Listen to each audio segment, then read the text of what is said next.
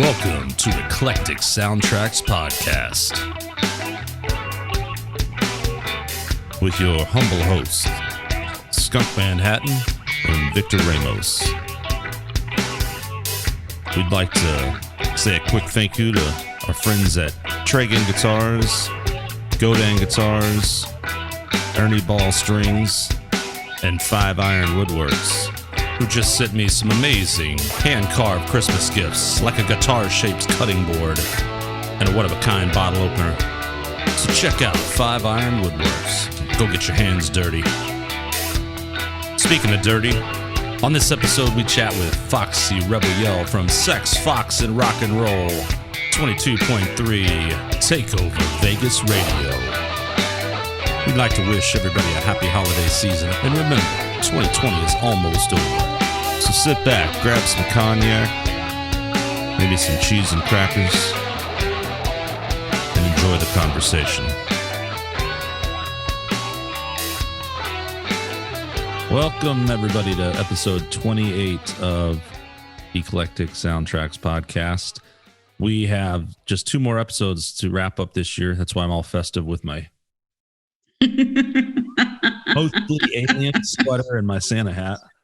And Christmas aliens. That's awesome. Christmas aliens. As usual, Victor Ramos and I here. And tonight our guest is Michelle, quote, Foxy Adams. It's supposed to be Foxy Rebel Yell. It's all one. Just everybody calls me Fox. Michelle Foxy Rebel Yell Adams, or Fox. Right. How you be? I be's fine. How about you? I'm so digging your hat. It's very volcanic. I like it. I got another one too that was I wore in a video recently. It says, it's just black and it says bah humbug.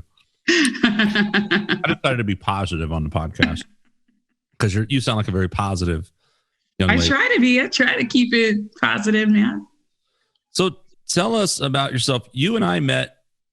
We had an interesting story because I don't even remember, right? But I think you said that you had maybe heard some of my music or something and found me. Yeah, your name caught me. I was scrolling through Instagram and Skunk Manhattan caught me because I'm from New York. And so I was like, let me check out this cat. And then I just started like following you and following your music and following A Good Rogering. And then it just took off from there. Yeah, and we started talking, and I sent you some music because you you're from New York, but you live in Vegas. And how long have you been in Vegas now? Vegas, I've been here off and on since about 2012. Yeah. My parents were here. My dad was Air Force. So we were here in 76. And then I moved back east to be with my grandparents. And then high school, I came out here to be with my mom. And then I left for college and just kind of started going back and forth. But yeah, consistent for the past few years. Yeah. But from New York, what borough? Manhattan. Yeah. The other ones don't count, right? God, no. San Diego, Vegas, LA, San Francisco, they all count. Just, that's my city. Well, obviously you dig Vegas. Are you into sports at all? What do you think about this whole Oakland, now Las Vegas Raiders game? You know, I'm not a Raider fan. I'm a Patriots fan, kind of. And I've been out the loop on football over the past year or so just because I've been in trials so much. But, you know, I think it's good for Las Vegas. Truly, I think it's good for our economy. We already have a shit ton of people that come here. And that just upped it even more. Yeah, I'm sure it's good for the economy, but you actually, I missed most of what you said because you said I'm a Patriots fan, and I realized, Vic, that we had another engagement tonight. And we have to end this. You can hate, it's all good.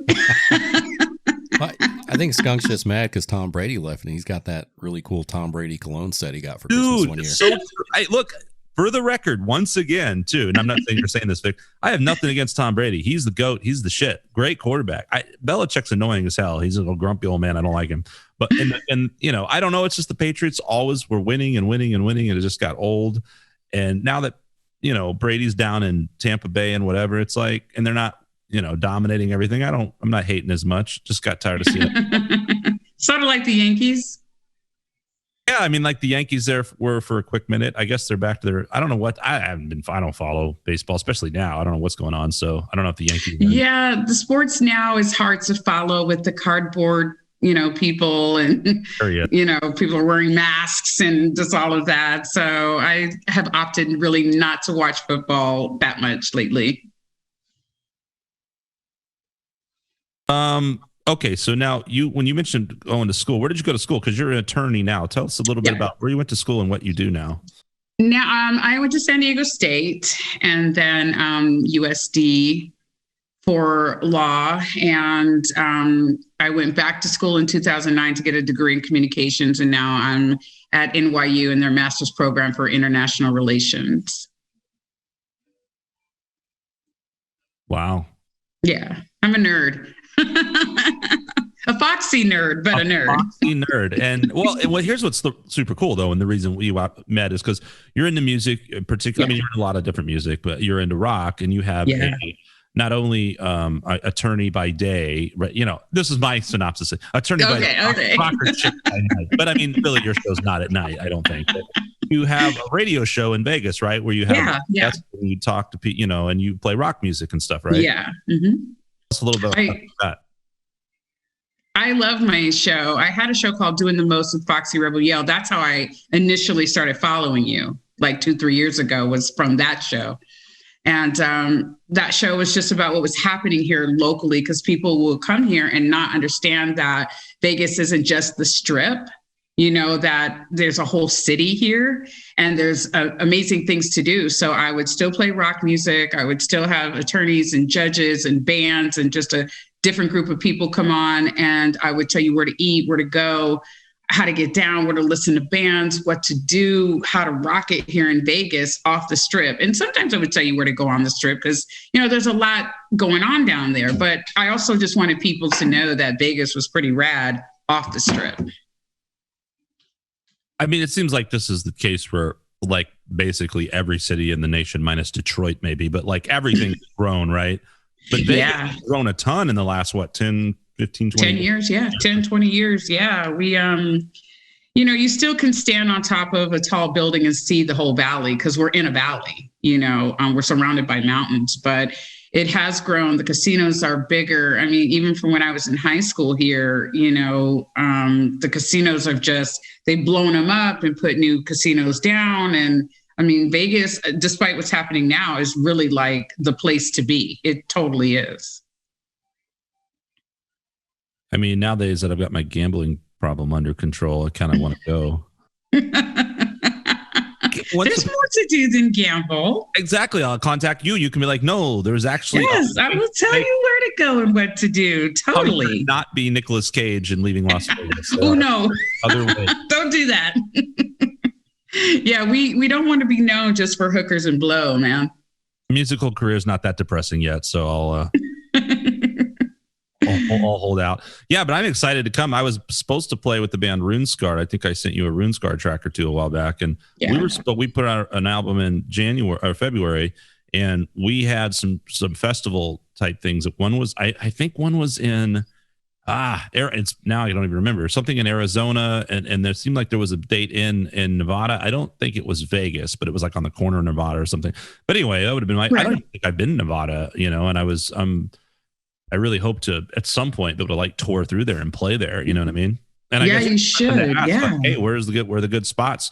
Who are the bands? You could probably hook it up, huh? Yeah, totally, man. I'm, with COVID, and I hate to keep referring back to that, but that's really what has like kind of killed the music scene out here, because we always have a ton of festivals and concerts and stuff, not just on the Strip, but in the Valley, at T-Mobile. Now they've got the Raiders Stadium there.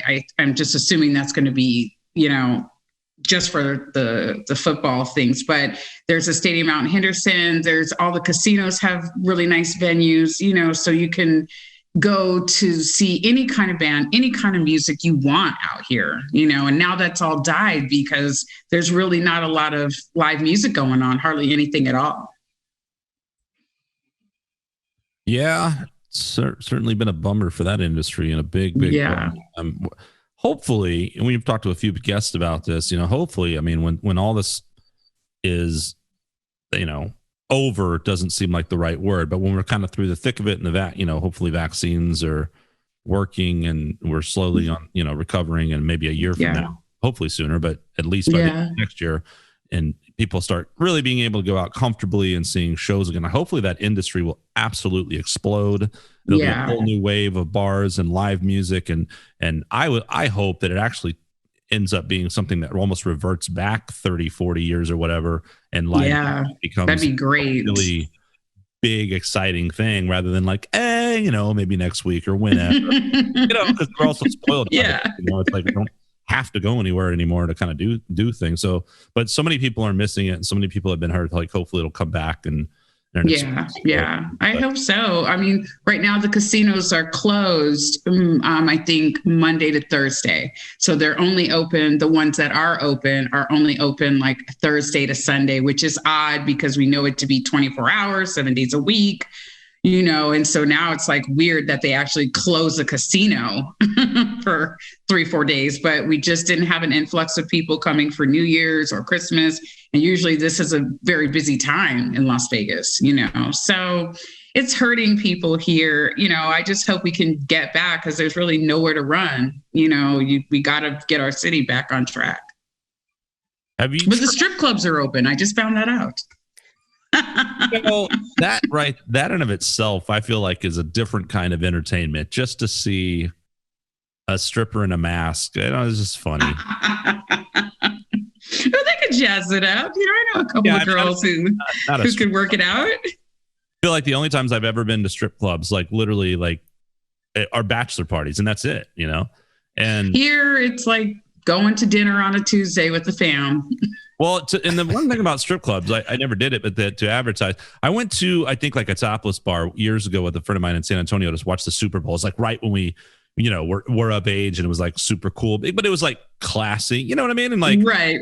Because they always have those like lunch specials where there's like, $2 steak dinner, and right? Like they always have like cheap food at strip clubs. Yes. And that's gross. It's gross. Fuck yeah. But hey, if you want to get a steak for $5, That's true. They have chicken wings for football on Sundays, and the girls come out and do their thing. And like I said, everybody goes to them here. I don't think they're ever closed except, when they close maybe at 3-4 in the morning and just to open back up like at 11.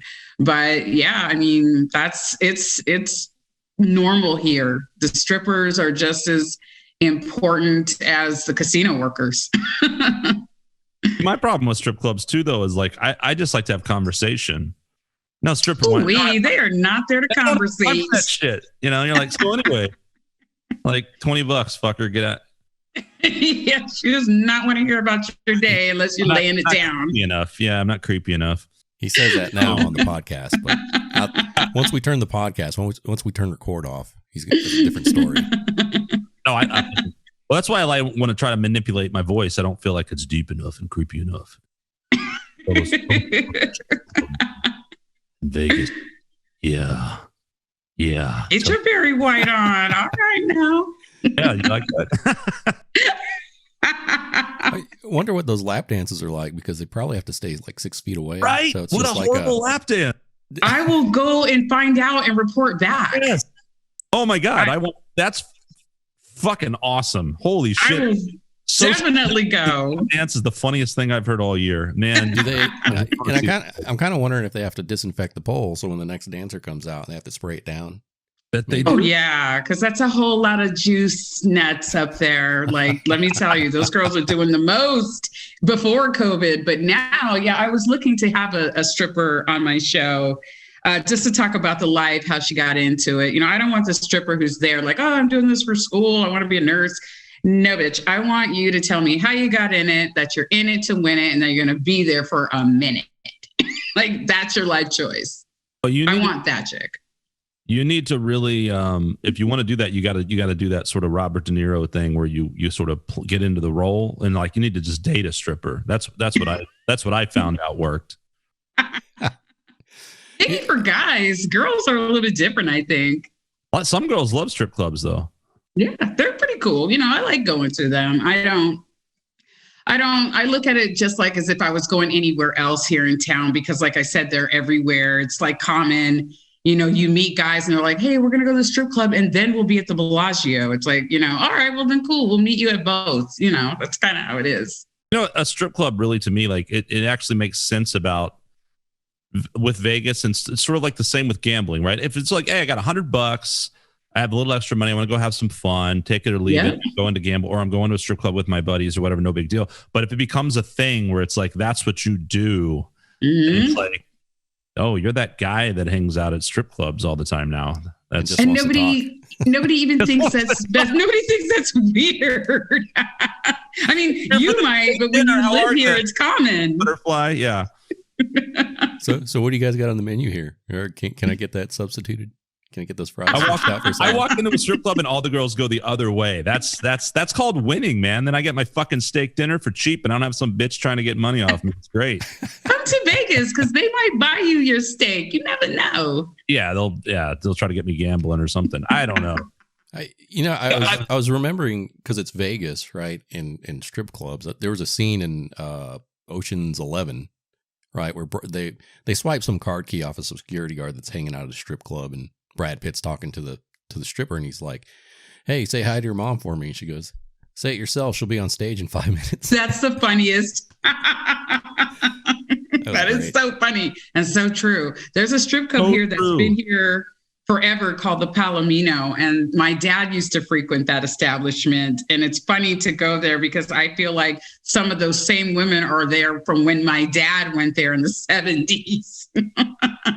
It's a family thing, right? You got the Williams family in country music, and then you have just like that you got the family business and the Mercedes family, the Mercedes line, right? I saw you like kind of looking up. Like you were thinking there, Vic, when you said, what is it? What's that strip club here called in South Austin? Doesn't that have the same name? The Palomino? Yeah, that sounds familiar. I think I talked to a really nice girl that night. Yeah, you did. You were calling it Palomino or something, but it's something else. It starts with a P, but I can't remember. I know which one you're talking about. Hey, dude, didn't we go to we went to a bachelor party? Was it your brother? My brother's bachelor party at Perfect 10 or something. Where was that one? That was actually that was the South Austin one, the one he kept calling Palominos. Really, that was that place. Okay, cool. Okay, yeah. And there was probably that chick's mom that was dancing on the stage because she looked a little more seasoned, right? And she was wearing the Daisy Dukes, and she looked like she came out of the Dukes of Hazzard TV show. I remember that. No, she was an extra. I actually asked her about it when we were talking. Yeah. That's awesome. I just go up to girls. I'm like, hey, I have $20. Nobody probably does a lap dance for $20 anymore. How much is a lap dance nowadays? Do you know? Last time I was at a strip club was probably about a year and a half ago, and yeah, they were $20. They were $20. It's called the Hustler. The one I went to is the Hustler. It's got 3 levels. It's got like the nasty guys on the 3rd floor, and then like on the 2nd floor are the girls being trained in like the big girls. And then on the main floor are where, the bitches that make it rain. That's where they are. I like that. They got it tiered. They got it tiered. That's good. Yeah. Yes. So you can go see a beginner, give her some pointers like, girl, fix your pantyhose when you get up on that pole. I got to run right there. Take them things off. One of the two. But yeah, that's what they put the beginners on the 2nd floor. Which level is the most cocaine on? Probably all the floors. Like during COVID, like they can't even share straws backstage, man. It's rough. You never know. Gotta bring your own straw. We don't know what's going on back there. Maybe a metal straw, like brass or copper that doesn't pick up anything, right? Special made COVID straws, and it's environmentally better too to not have a plastic straw. So true that. Like a lot of strippers are actually probably environmentally conscious. It just seems. I'm going to go on record and say I think that's a thing. Give them a shout out. That's good. I'm going to give them a shout out. I think a lot of strippers are animal, friendly and good people. The ones I know are great people. This town, it's a hustler spirit out here. So everybody's hustling and making money and doing what they do. And some of them are great. They're there legit trying to get their life in some other direction. And some of them, like, that's just what they do. They live the Vegas lifestyle. To be honest, I just wish they'd talk to me more. Oh, come to Vegas. I'll hook you up. I just want take me into a strip club and be like, my friend wants to talk. Anybody? Anybody? Bueller? Put your top back on. I'm just here to talk, ladies. You could be the guy that helps them out with a break, right? So they don't have to sit down, take a load off. That could become a bad thing, because then they would all be like, "Oh no, I can go tell all my troubles." So that would be the guy. Like they'd all be crawling. They'll be coming to me and being like, "Oh, I'm gonna kill that bitch," you know what I mean? And like all the ones back, and she stole my coke, and creepy guys that them, but I need the money, and I would have to be like the shoulder they all cried on. I don't need. She bought the car that I wanted. Those type of things. Yeah. Creepy guys' money. Anyway, enough about strippers. We'll come back to that, because we're going to get into much. So here, okay, funny story about us. Okay, so what happened was we were talking through Instagram. I had sent you some music, this and that, and about the radio show, I was like, you know, we had talked about an interview, but we didn't have a good communication, where you thought I was interviewing you and I thought you were interviewing me. Yes, that was awesome. The funniest thing happened where we ended up talking on the phone, and we were just like, wait, I thought, because I was like, are you calling? And you're like, no, you call. And I'm like, wait, who's it? What? And then we just ended up talking on the, oh my God, my Santa hat hit me. And I was like, who the fuck is that? Anyway, like, cocaine I did the club earlier. Yeah, it's the stripper coming up, touching you, asking you if you want. Right? Ghost the stripper pass. Yeah. Ghost the stripper pass. There you go. But we ended up talking on the phone for a while, and it was really just hilarious, because I love the premise of your show, and anyone who knows me knows that I'm very immature and you know, like a lot of guys, and I like talking about just funny porn stuff. But you do a thing, I mean, music and porn, like you do a thing where you interview people and you guys, you know, talk about rock and roll and music and all this stuff. But then there's a segment. Tell us a little about that. There's a segment where you talk about adult themes. Yeah. So my format is really dope. I dig it. I come in, I'm like, hey, how's your week? This is my week. So what's going on in my world? You know, listen to some music, talk about maybe that band or whatever, kind of let you know what's happening in Vegas. I have another section called support local businesses. I have another section called Let's Eat. And then my sex section is called All Sexed Up. And in All Sexed Up, I have porn corn, which is the porn that I've watched for the week. And then I always have a topic. So, you know, I will tell you what kind of porn I watched, how I found it. I have this one site that I love that I'm devoted to, and I go to that site religiously anytime I need to get down with the get down. And so I will talk to you about it and tell you, hey, go check this out. Or if it's, you know, something with a fetish or something like that. I'll talk about that. And then that leads into my topic. So recently I talked about watching the lap dance porn, and there was another porn I watched. I can't think of it because I'm obsessed with porn, but you know, anytime I watch it, that's what I talk about. And then in my All Sex Step, I was curious about the positioning of male genitals. Like, how is your dick to the left or to the right? How did it get there? Did you put it there? Like, and how do you sit? And then when you get hard, like what happens to it? Like it's off to the side. It can't be straight up. And my co-host is a guy and totally broke it down. And I had so many guys DM me like, thank God nobody talks about dick positioning. Like, I wanted to know. I mean, I was like, what's going on over there? Like, how did it move? So a lot of times it's just good conversation. It's, I like to do research on certain topics, you know, because I want to give the information properly. Like I talked about the G spot. So I want to talk about the G spot, the A spot, and the O spot. And a lot of people did not know about the other two spots. So yeah, that's kind of how my show works. Well, first of all, super fascinating. I want to talk about this a lot, actually.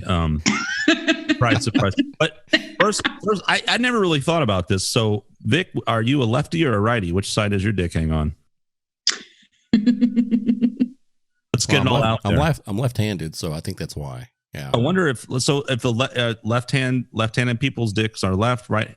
I don't know. I don't pay that much. I never gave it any thought. Well, I gave it thought because I felt like it's going to get hard in your jeans. And so, yeah, you see guys adjusting and it's like, well, Did you adjust it when you put your pants on? And then like when you're getting all hot and bothered, what if it's over here and like the pants are rubbing? Like, how do you fix that? And my co-host was like, well, that's why we adjust.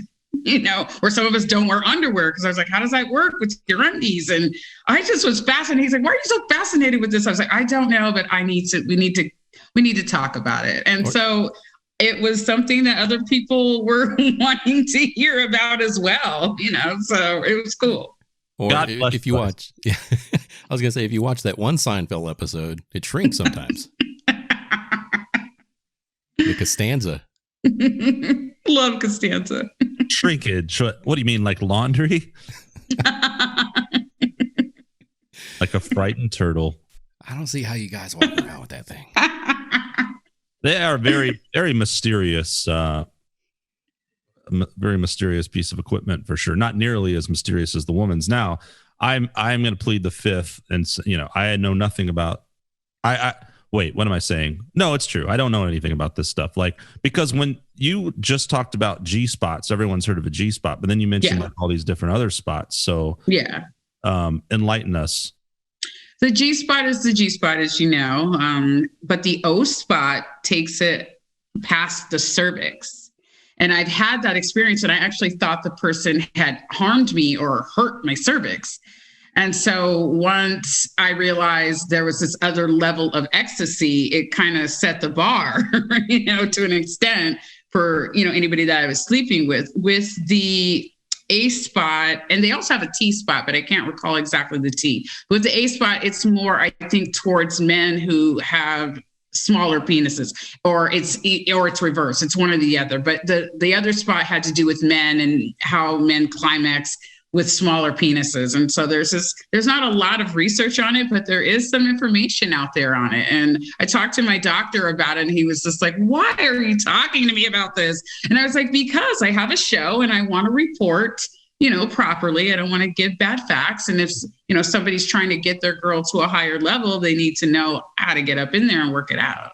Well, is this fairly new knowledge? Is this not stuff that Dr. Ruth talked about in the 1920s or what? Dr. Ruth did not talk about it. And I guess it is fairly new. Not new as in the past, 5-10 years, but like newer, as of late, like this is kind of how to get women to these other levels if you can, or if you're down for it, Well, it always made you wonder about, with when you're dealing with guys in pornos with like huge dicks, and it's like, where's this go? So like you're saying, there's this whole nother level of like beyond the cervix, which sounds cool, but like, and it's just, that's a whole nother thing. So, but now you're ruined, right? Like you could never be. No, because I think it's a challenge for somebody to, that I'm with, to like get to that point. I think it's harder. Like when I was dating women, I never got to that cervical level. It was somebody I was with who just kept, wanting to go deeper and deeper and deeper. And I was like, listen, like, what are you doing? You're in my throat, man. But he worked it out. And then once I had my orgasm from it, I was like, okay, I want this all the time. Let's go back to that thing you said about dating women.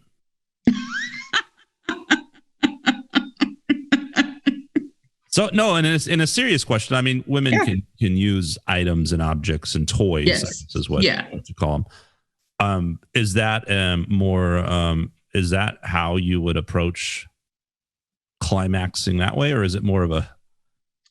Yes, with a woman, because I'm not a fister. My fine china is not meant for fisting. So yes, there are these other things. And actually there is a sex toy that is a fist that's used on women. I'm sure some men probably use it too, but women can use it. For me, I've not reached the past cervical with a woman, but if she tried, she would definitely have to have like a decent, size, not something like insanely big that's going to come out of your eyeballs, but something, and know how to do it. You can't just stick it up in there and find it. You've really got to have your body in a rhythm when you're having sex to make it happen, be it the girls on the bottom or the girls on the top.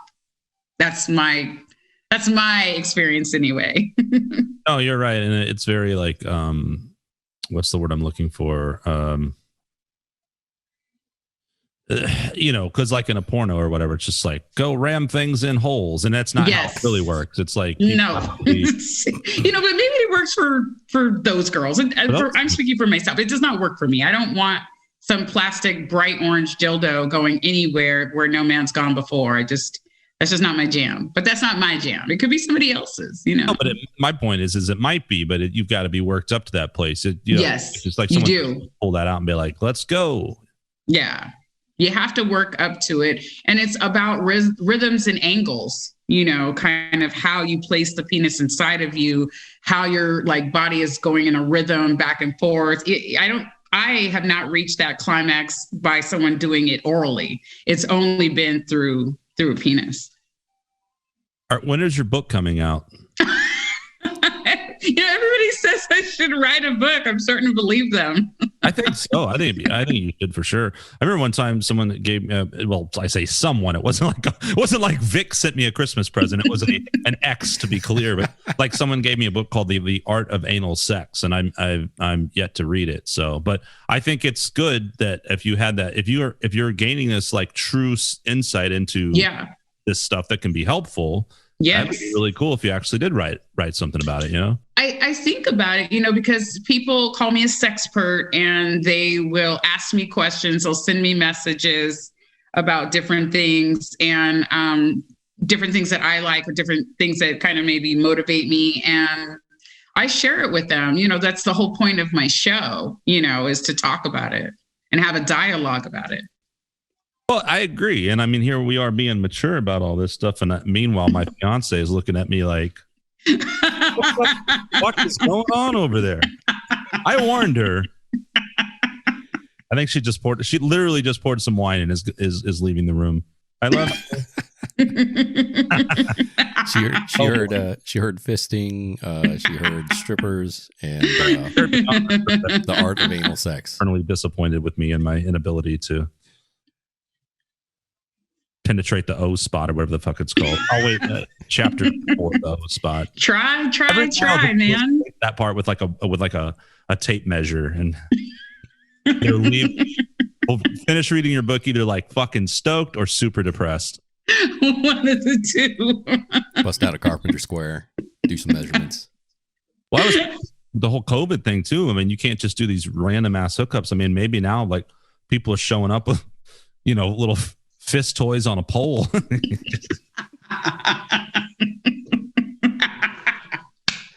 That's freaking awesome sauce. Oh my god. That happened somewhere in a fucking hotel room. This is Val Kilmer's first movie, Top Secret. They had a bit in there about a fisting machine. Really? I haven't seen that in years. It's hilarious. I remember that they had the underwater fight scene. Oh yeah, in the saloon. Yeah. Backwards thing and I just remember the cow. Like, it's a pretty wild, funny movie. Now that you've mentioned that there's some sort of fisting in it, I got to go back and tell us. So how did you become fascinated with porn? I dated someone. I was 18. He was 24, freshman year of college, and he was really into porn. And I was still, trying to discover my sexuality and kind of my body. And he was definitely happy to help that along. And so one of the things that he got me into was watching porn, but also being watched during sex and being comfortable with it and being okay with it. And so he would watch all different types of porn, and then I would see how turned on he got. And, when you're 18, you want to please your boyfriend who's older because he can get it from somebody who's, his age and rock it. But he really digged the fact that I was, so naive to things. So he just was showing me things. And, I hadn't really watched porn prior to that. I would look at magazines and stuff, and I still couldn't grasp, like, how does this happen off just words in magazines? I needed to see it. So once I saw it, it just went from there. And, guys I would date, they would be like, oh yeah, she likes porn. But geez, I don't watch porn that much, but I was fascinated with it. Now, it can desensitize. I don't need it to get off. Sometimes I'm just looking at it because I want to try something new, or I want to try something with somebody that I'm with, and it looks like it's successful on this porn. So maybe I'll try it. So a lot of times I'll get tips and tricks, and that's just kind of how I got into it. Yeah, porn is an interesting thing to me because obviously there's the the face value part of porn and why someone watches porn. Yeah. For to get aroused and get off or whatever. But like then there's the whole, to me, like there's a whole psychology in that business that I actually find kind of interesting and fascinating. I like how one sort of goes down that path. You know what I mean? Yeah. There's that aspect. Oh, by the way, what is your favorite? I know nothing of any of this, by the way, so you're gonna have to help me along here. I've never seen any of these films. Yeah. What's the site you were referring to that we were just saying is like one of your favorite sites? Or my favorite site is XNXX. So it's X, N as in Nancy, XX.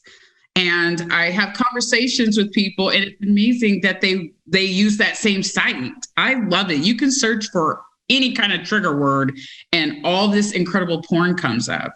I love it. Have you ever visited kink.com? I have. Yeah. We had they're pretty filthy. They are. And I'm into a lot of kink.com. We had a guest that actually built years back had built some of their device machines. Yeah. Really? Yeah, I don't want machinery necessarily near. I call it my fine china because as a kid I could never say vagina. So my grandmother was trying to teach me vagina, and I would say fine china. She's like, "That's fine, that's good."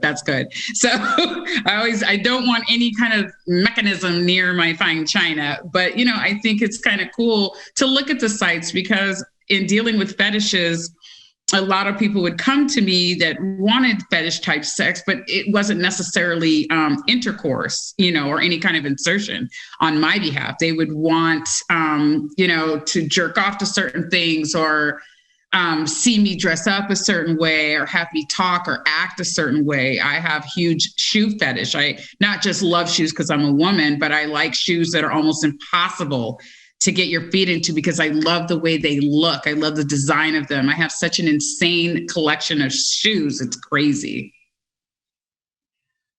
Oh, I'm sure there's some shoe porn site, right? I haven't looked. Thank you. Note to self. Yeah, I know there's a bunch of foot fetish stuff, but I wonder if there's I bet a shoe porn thing. There's probably like tightfittingshoes.com. There's something. I will say I'm going to be researching porn with regards to the deaf because I'm learning sign language. And I want to know if they have their own kind of porn or if there's any kind of handicap porn or anything like that. You're all about the fist, man. No, I'm not. I'm honestly not. But that's an honest question. I wonder, I wonder if that's what you... Sign.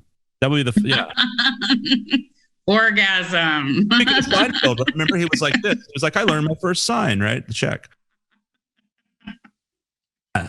Yeah, I think it's fascinating because they have their own. Well, they have their own. I went to ASL school for like 3 years, and they don't have the same sentence structure. So I feel like they have their needs too. But in being around deaf people, I know they make sounds that they're not aware of. They don't know they're making these sounds. So I wanted to know how that kind of coincided with sex and if they did have their own type of porn. Interesting. I bet there is. I'm positive. I used to play poker on a deaf night. So I used to play cards with some deaf people. And then I played, I talked about it on this podcast once or twice, I played a show for a bunch of deaf people one time. It was a really interesting experience, but I actually just thought of a joke, which I think is funny. And here I got a sign for you, right? So what's the sign for the female orgasm, right? Give it to me. I don't know. You're freaking awesome. Guys are like, stick it in there and hope for the best, man.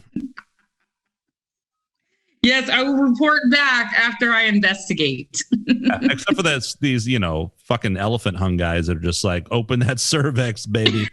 I'm going for the O spot.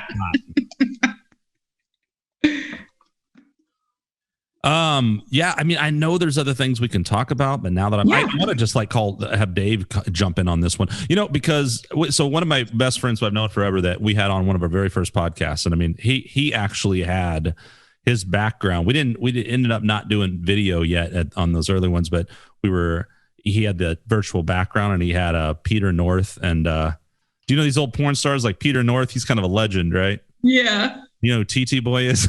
You heard of that dude? Damn, that's old school. Yeah, old school. But TT Boy's got a crooked cock, and that's like been a long time running joke of ours. So a great writer. Side note. Probably good for side sex, you know. Yeah, so I think you ought to hit up him, see if he wants. You could really learn about that. I'm telling you, I learned so much from so many people. I absolutely love it. I love it. I love when people share their experiences, especially if it's maybe something I haven't done or I'm not into and I want to try it out. I think sex is still kind of taboo. I think people, it's kind of like I'm doing a series on my show called Art and Sex, kind of the history of art and sex. And I'm trying to do it in segments. And, there was really no talk of the female orgasm really until the women's movement, like in the 60s, it was, I didn't realize it was forbidden for women to even have orgasms, that sex was, in the Western world was primarily for procreating. It was not for the pleasure of a woman. And I can't even imagine that now at all, I feel like once upon a time, women were like, please, God, don't let me have an orgasm. I don't want to feel like the devil. You know what I mean? Like, this cannot feel good. It's only to have children. And then we were like, oh, hell yeah. It's like, I got to go chop wood now. Have a baby. Oh, my God. Have you ever interviewed any porn stars? Not yet. I'm, sex, box, and rock and roll is still fairly new because what's funny is I love sex, but I also love my rock and rollers. And so I love when bands come on and I have musicians come on, we talk about music and I ask these questions like, how did you get into your instrument? And, the way my show is set up, if I have a guest, I interview them first and I give them the option before I even go on air. You can stay for the sex part. You don't have to stay. I can do your interview the first hour and you can bolt the second hour. And it's awesome that they actually stay and want to talk about whatever topic I have. Because I don't tell them what the topic is. I keep the topic, not even my co-host. He knows kind of what the topic is, but he doesn't really know my research or how far I'm going to go with it. So has anyone ever declined talking about porn? And when was Creed on your show? Creed was not. I wish. No, I've had a band and a business owner. The business owner is actually coming on my show next month. He owns a winery out in Pahrump. Nevada has its own wineries and stuff out here, which I didn't know. And so, but he said, I love your show and I love it for you, but I don't want to talk about sex. And I was like, that's cool, man. Come on, you're a local business owner. Let's get people out to Pahrump, which is like 45 minutes out of Vegas to taste your wine and come to your facility. I can book bands for you out there. And, if you want good rock music out there. And so we've talked about that once the weather gets better and COVID kind of slows down. But I mean, most of them think it's funny. I had a female bassist on my show. She's great. Her name's Mary Aiden. And she wanted to talk about male groupies. She did not want to talk about female groupies. She's like, I want to talk about male groupies. And she had a lot to say. And we decided we're not going to call them groupies. We call them sugar daddies. That's I never even thought about that. Oh, yeah, they're out there. They're out there. I would love to hear Gene Simmons stories. Oh God, yeah. But Doesn't he's been on. Doesn't he keep like a notebook he's been or on something? Stern. Yeah, but Stern's just so clean and drab. Is he clean and drab now? Oh no, Stern's great. I absolutely love Howard Stern. Yeah, he's awesome. First, Gene, I can't imagine. Ooh, him and Tommy Lee. Yeah, that cervix hitting bastard. Something on one of those shows last night. It just on in the middle of the night when you randomly like the TV's still on and it was like about the whole Pamela Anderson sex tape. Have you ever seen that thing? It's terrible. No, I've never seen it. Don't waste your time. It's like one of the worst porns ever. It's just a bunch of, they're on a boat, right? And there's just all this wind. It's just like the whole video. It's just like, and then it's just Tommy Lee like going, "I love you, baby. I love you, baby." It's horrible. I don't recommend it at all. I love your recreation of it. Freaking awesome. So wow, what now? I lost my train of thought. which was not important, whatever it was. You were talking about Tommy Lee and cervix stabbing or something. Yeah, there was that. Porn stars. Howard Stern. My first introduction to Howard Stern when I was like a teenager. He was on TV, oddly enough, and he had a special, and it was like on Fox, I think, in the late night. And he was like, hello, like, welcome to my special about I forget what it was called, but it was my tribute to breasts. And he had these like sculptures of breasts in the background of the set, and he was talking, and the whole thing was just about breasts. And I was like, this is fucking awesome and hilarious. Like, who is this? Yeah. And I've just been a huge Howard Stern fan ever since. I mean, I love him because it's all about being candid and honest, and and you talk about all kinds of different things, and you're not afraid of those topics, and look at the impact it had. He's one of my favorites. I'm glad that my station's uncensored. They welcome everything that I do. What's funny is now there's different shows that talk about sex on my station. And when I first got to the station, the owner is a lesbian, and then there were a lot of, I think, lesbian type shows, and everybody was so great and so welcoming because I wasn't talking about sex. I was just talking about what was happening in our city and playing rock and roll, and nobody else does what I do at my station, which is fine because I wanted to stand out, So when I came back with Sex, Fox, and Rock and Roll, the name was catchy to me to begin with. And then I was like, you know what? That's exactly what I'm going to talk about. And it took off, and it's been doing very well. That's great. I mean, it's such an awesome, like you said, it's a great title. It catches you. You're kind of curious, and it's fun. It's just, and people, that's the thing, people that want to censor everything. I agree. Like, there are certain things that you're like, man, this is not cool. Like, we can't, but we live in a quote free society. Don't censor shit. If you don't want to fucking listen to it, don't fucking listen to it. Exactly. It's a running joke on my show that I have a foot fetish, and I'm like, I have a foot fetish. I'm obsessed with I like men's socks, not dress socks, but like the white Hanes, fluffy, just got out the fucking dryer socks, man. And so I used to live with these two guys, and one of them, I would always take his socks. He had the best socks. And then he was like, I'm going to steal your hair pieces. And then I was like, okay, here are your socks. I'll give them back. But I love them. I love having boyfriends who have dope sock collections, because I will take them Nike, Hanes, Adidas, Puma. If they are nice and fluffy and fabulous, I will take them. And everybody was trying to tell me, like, you have a foot fetish. And it's like, well, I think it's nice when people have nice hands and nice feet. I don't want to date somebody who's got like ugly toes, but I don't think that makes it a fetish for me, but everybody else says it does. It depends what you're doing with those socks. I haven't done anything with the socks. Okay, then it's just mildly weird. It's not see? Pervert, just slight weirdo. I mean, there's probably like bigfluffysocks.com, I'm sure there is. I need to find that. Note to self. Vic, what's your favorite porn site? I don't know. I don't have one. Dude, I remember way back, you had a client or something, or didn't you get like a subscription to Naughty America once? Oh yeah. We worked with Naughty America, and was a client. Okay, yeah. Yeah, as a client, and so they would give out like 5, like 5 free accounts or something like that. So, but I don't know if they're still a client or not, but I never did any work with them directly. Always had coworkers that that was their account that they had handled and things like that. So they would talk about anytime you could go and visit them, even though they were located in Southern California, they weren't they weren't casual.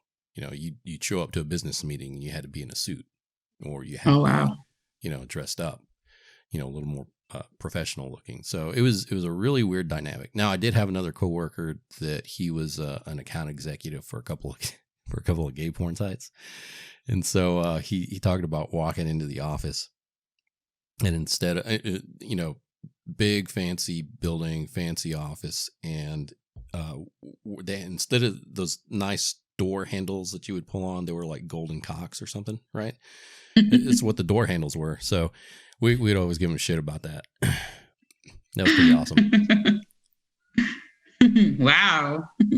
So yeah, Foxy's going to hit you up after the show and be like, so what were those sites in my research? Where was that building at? Where was that building? Did they lean to the left or did they lean to the right? Yeah, which side were those cocks leaning to? Hey, man, it's all about positioning for you guys. I'm just saying. That's really good advice. Not that I don't know if a guy has any control over that, but you're right. I mean, because it's all about what you're wearing.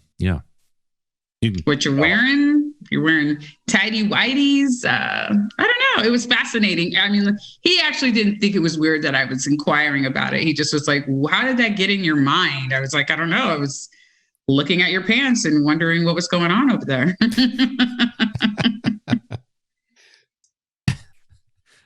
That's great. What a great line. I feel like every guy would want to hear that. Every guy should hear that line in his fucking life. At least, how cool is that, right? The guy always has to make the move at the bar and do all that. Can you imagine just once a woman walking up and saying like, "Hey, I noticed I noticed your bulge in your pants, and I was just wondering what's going on down there." What's happening? Like what's going on south of your belly? Like high school me would have still blown it. I would have still been like, "Oh, not much. See you later." You know what I mean?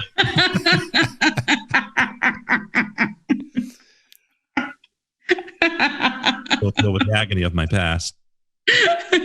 Great talking to you. See ya. Right. You're at home later that night, like masturbating, like, God damn it. I can't believe she asked me that. Just looking up at you like, Jesus Christ, man. It's all like right, I'll go to the left next time. Shit. It's like Dirty Dancing when she's like, I carried a watermelon. No, like she couldn't believe she said, I carried a watermelon. I carried a watermelon. Like, yeah.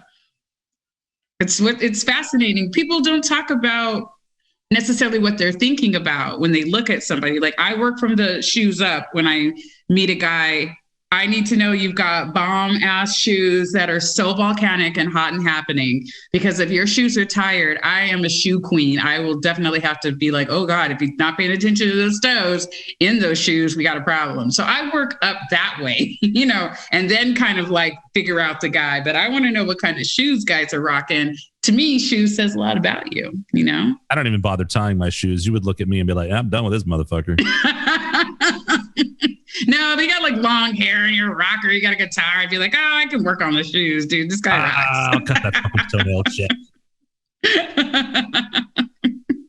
As long as you're not wearing sandals with your toes hanging out over the edge, right? Or I would say sandals and socks would be a no-no, but Foxy probably digs that shit. If they're good socks, I think, and it depends. Like if they're Nike slip-ons, not if they're the hiking, trailing daddy sandals. But if they're just like Nikes or Reeboks that you just slip on when you get out the shower and you've got on some fly, socks, you just showered, you're looking good, you're smelling good. I'm gonna take all that shit off anyway, so it's cool. You're not the first girl I've heard talk about shoes, and I've always tried to take care of my shoes because I've been to the airport on work trips, and there's some dudes with some busted ass shoes, like wearing a suit that doesn't fit right, and they have not polished their shoes. They probably have never polished their shoes. They're all scuffed up and wrinkled, and they're all square-toed, ugly looking, and I'm like, what the hell, dude? And I don't know. I mean, maybe it's because my dad taught me to shine my shoes when I was a little kid, right? Take care of the leather, make sure the leather's good, shine them, take care of them, make sure they're clean. Yeah. It's appearance. It's all about appearance. It's like one of the first things that girls look at is what I've heard. I've heard that a lot. Yeah. I mean, if I know like you're a professional cat and you're, a businessman or attorney or something like that, then yeah, for sure. Most of the attorneys and business people that I know, the men wear nice shoes. Like my surgeon, I went to see my surgeon today and he had on great shoes. And I was like, Doc, your shoes are rad. And he was like, why, thank you. You can see them. I was like, with my good eye, I can. This sounds like a porno premise to me. Go to the doctor, check out shoes, just here for my prostate exam.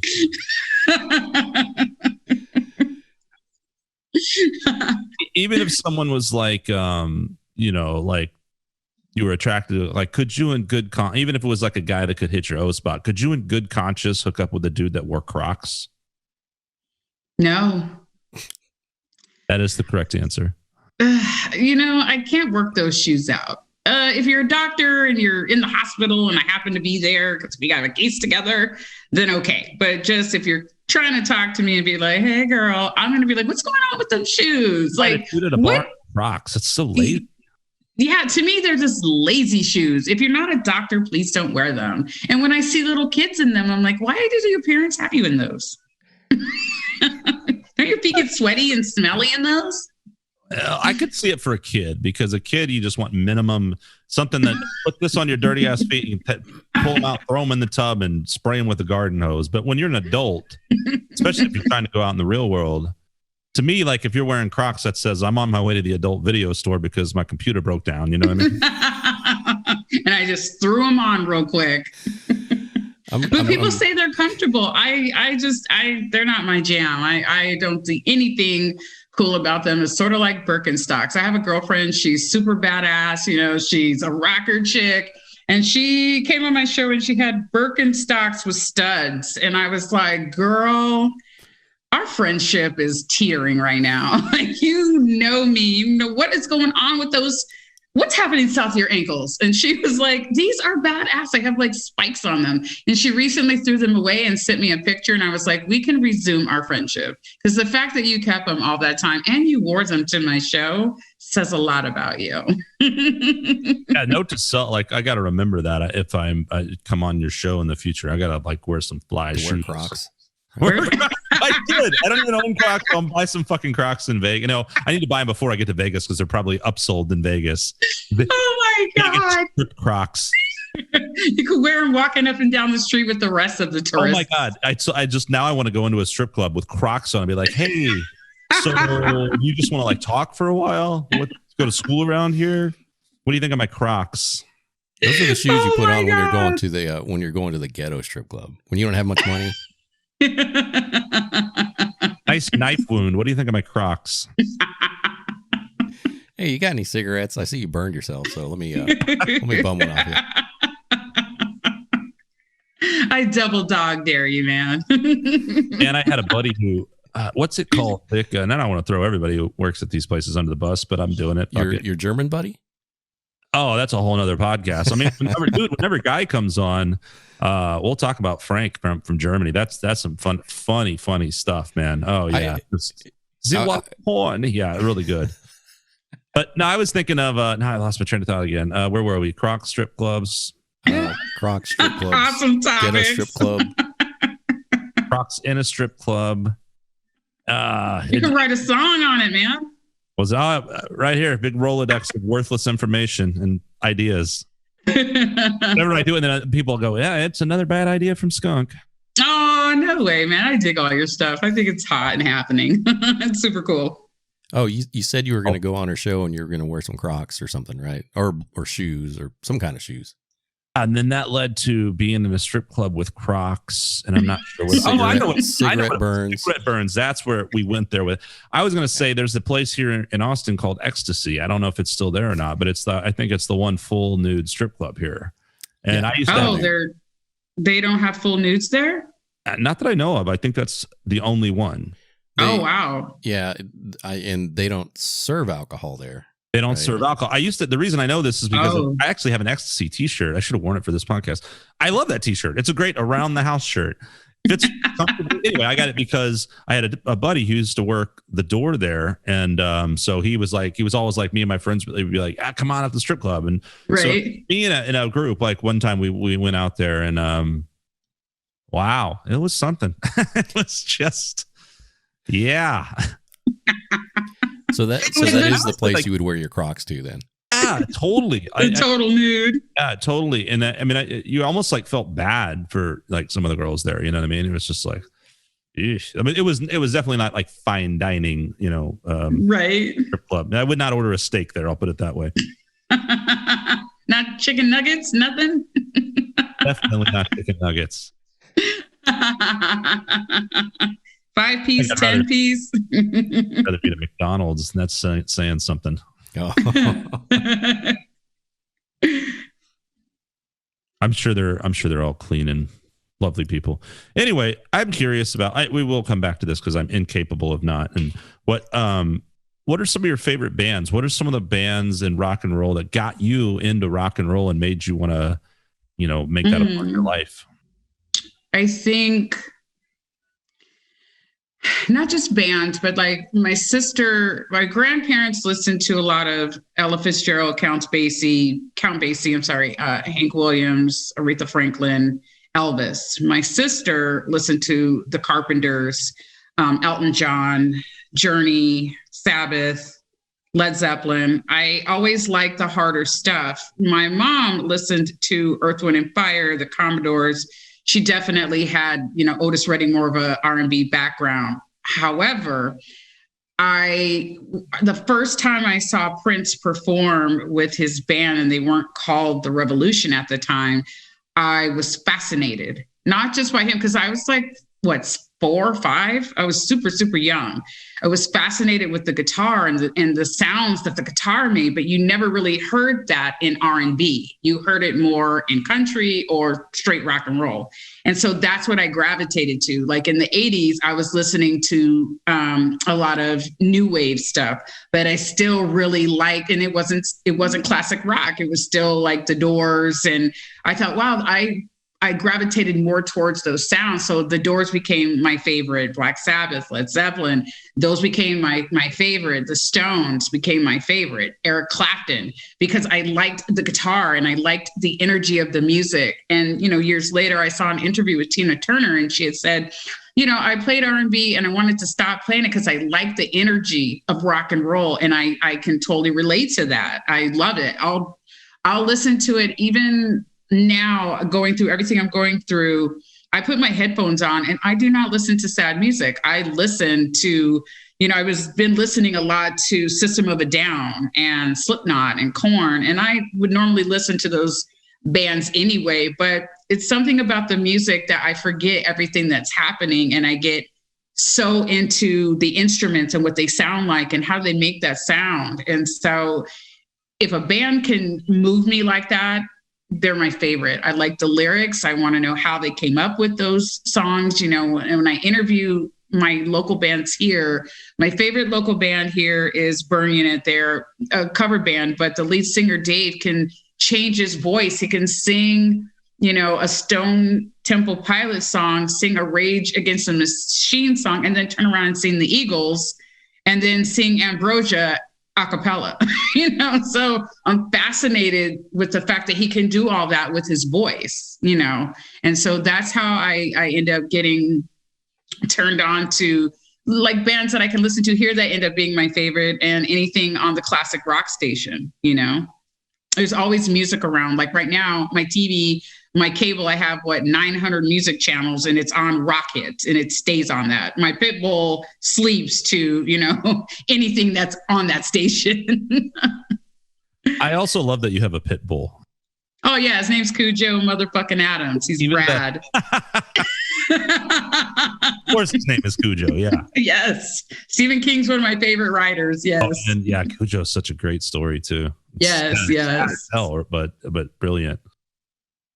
And we're friends on Facebook, so I don't know if you've seen pictures of him. I haven't posted really any lately. I bet I have, but I need to just scroll through and. Yeah, he's so cool. Like I had somebody come by a couple days ago. She came to help me go to the grocery store. Everybody acknowledges Cujo because he is the man of the house. And so when she didn't, he just was looking at her like, well, you're not really going to get far. Like, you're at the front door for a reason. I was like, you don't got to give him a treat, chick, but you for sure got to be like, what's up, Cujo? And then he'll move. But he's just that dog. Like, you're not coming in this house if you don't acknowledge me. You got to have him trained. Like, if someone shows up with some bullshit shoes or some Crocs, he just goes straight to the Crocs, but off Birkenstocks. With spikes. With spikes. Prince is was always a pretty snazzy dresser. I wonder if subconsciously, even little 4 or 5 year old you might have seen those shoes. Heels all the time. I loved him. He was my very first concert. I saw Prince and the Revolution, Vanity 6 and The Time, and Sheila E. And how amazing. And he was in heels, and I was fascinated because I wear 5-6-inch heels all the time. And so I was just like, he is my God. He is my Lord. Like, I love him because I learned so much about my sexuality through his music. And so he's always been my favorite just because they wouldn't play certain songs. His earlier music, he has a song called Annie Christian, and it's about molestation and having sex with his sister. And I would only hear it late at night at like 1 a.m. And I was fascinated with the lyrics. Once I was able to, you remember when you would hit play record on a cassette and you could record the song? I would do that, and I would listen to it over and over and over because I was fascinated not just with what he was saying, but how he was saying it to dope ass music. Admittedly, I don't know a ton of. I was actually listening to some Prince on Spotify the other night. For the first time ever, I've been on this Spotify kick, and just accepted that I'll never make any money off of it, and whatever it is, what it is. And I started making playlists and doing the podcast and some other things. I've just kind of been I'm gonna start making playlists. This is kind of fun. But I've been listening to just a lot of different things. And I was listening to some Prince the other night, and I know Prince was prolific, but I was just like, Jesus Christ. Many releases. And but everybody knows Purple Rain, and everybody knows hits in the 80s hits and stuff. And so I had heard a little bit of that. But for me, the first impressions of Prince was Cream and Get Off. I forget the album that was Diamonds and Pearls, maybe. Was Diamonds and Pearls. Yeah. God, that's so late in the game for him too. Well, but I'm talking. So I remember that. And at the time that was just I grew up kind of somewhat in a household where heavy metal, the typical 80s heavy metal, Satan, and back then everybody sued every time someone killed themselves, Metallica or Judas Priest. The devil and all this ridiculous bullshit. And so for me, I was a little late in the game, kind of getting into the rock, and I hit right on the early 90s. It all exploded for me. I started playing guitar and got all the Seattle grunge, all the old metal. And, but I was always into the old classic, Doors is one of my all-time favorite bands. The Beatles, I was always into that. As a kid, thankfully I had heard some of that stuff and liked it. And but back to Prince, I heard those tunes, I didn't dislike it, and then but later I heard Pussy Control, and I just loved that fucking song. Yes. That song was so dope. I was just like, man, this is fucking pimp, dude. And he wrote Sugar Walls for Sheena Easton. I used to love that song. He wrote he did the synthesizers in Stand Back for Stevie Nicks and If Anyone Falls in Love. And his very first album is For You. It came out in 1976. And that is the first cassette I ever owned. It was the first thing I ever heard my sister play. And then after that, Controversy is one of my favorite albums because it is so controversial. It is amazing. I love him. I've loved him. I still love him. I have everything he's put out. I have things from him that I've never even opened. He had a jazz CD called Northeast Southwest. That's really good. And, it didn't have a lot of commercial success because I think people are just used to maybe Let's Go Crazy and stuff like that. But all his music is good. He's got a track called I Rock, Therefore I Am. I don't need you to tell me I'm in the band. And I'm like, fuck yeah, dude. That's my anthem. Well, and one of those guys too that just as a kid, first record, I just played everything. He knew everything that was going on with everybody. Was a perfectionist, working all the time, and just you gotta have respect for someone like that. And just an artist in every sense. He was always pushing the boundaries and trying new things, and always doing his own thing, being him. And I saw too, there was an album now. I didn't realize this was out that is just a lot of songs that he wrote for other people, famous. I just was one he did. Was it Manic Monday? Did he write that one? Yeah, for the Bengals. Yeah. I was listening to Lisa and Wendy. They went up on their own and did a couple of things, and their very first album LP was Waterfall, and it's so good. It has such great songs. I was watching the video for Honeymoon Express, and they stepped away from him at that point, but they still had that same kind of sound. You knew it was Wendy and Lisa, and you knew that they had been with Prince. They couldn't get away from that sound, even though it was their distinct album and it is their sound. It's still they're influenced by Prince. Yeah, for sure.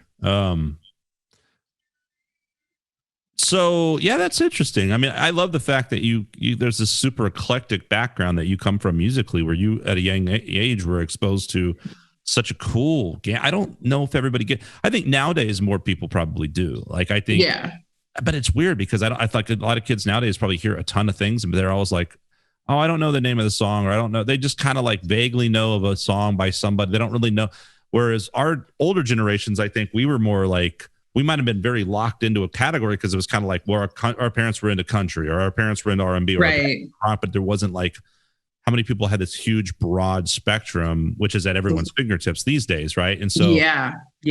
kind of maybe once back then, maybe kind of identified with what you knew. Like I literally feel like I'd only heard, less than 20, 30 cassette tapes until growing up. Wow. They were fucking good ones. I mean, I may be exaggerating the ones that stick in my, but they were all classics. Sergeant Pepper, Rumors, John Greatest Hits, Doors Greatest. So, I mean, it was good shit, Yeah. But my parents never really listened to country, like my mom liked some old country, but they never really listened to country. My dad had kind of made the jump into the classical stuff. And so for me, I don't feel like I heard a lot of stuff until I started exploring myself in my teen years. Right. Years later before I really, and now it's like, it's infinite in terms of what's out there. And it's so much good stuff and so many different. There's so much good stuff. There's, I did a battle. Someone at my station challenged me to a rock battle. They were doing battles at the station during COVID, so we could still stay in touch with each other. So you came in, you had your playlist, and you battled. And so he challenged me. He does some rock, but he does a lot of kind of old school stuff. I was like, all right, so I said 70s and 80s rock, because at my station, they call me the Queen of Rock. And so he came with a good playlist. He had, Dire Straits, kind of Sultan of Swing kind of vibe. My very first song, because I was coming with it, was Welcome to the Jungle by Guns N' Roses, because I was like, fuck this, dude, like, let's rock.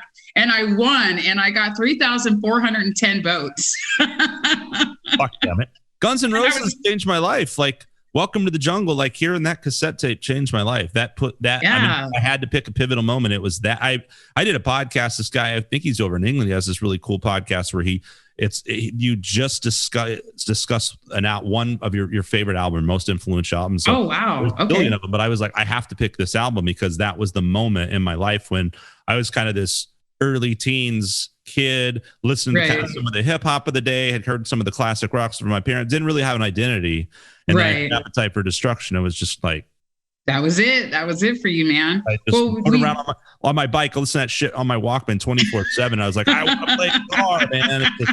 That did it, So I think like Welcome to the Jungle is like one of the greatest album kickoffs of all fucking time, man. Hell yeah. And I wanted to kick off with that because this next song I played was We're American Band. And then I played Immigrant Song, and I just kept going, and he was like, you know what, I'm out at this point, like, you got me. So then I won that, and then I got challenged to a Michael Jackson battle. 5 top songs from Michael Jackson. They didn't care what genre, Michael Jackson. So the girl who challenged me, she's like, I just pick songs from, so because I don't really know who Michael Jackson is. He's like old and dead. I wanted to slap her. It's like, hello, you wouldn't have half the music you have today if it wasn't for a cat like Michael Jackson. But what was interesting was my very first song was State of Shock by Michael Jackson and the Rolling Stones, the Jacksons and the Stones.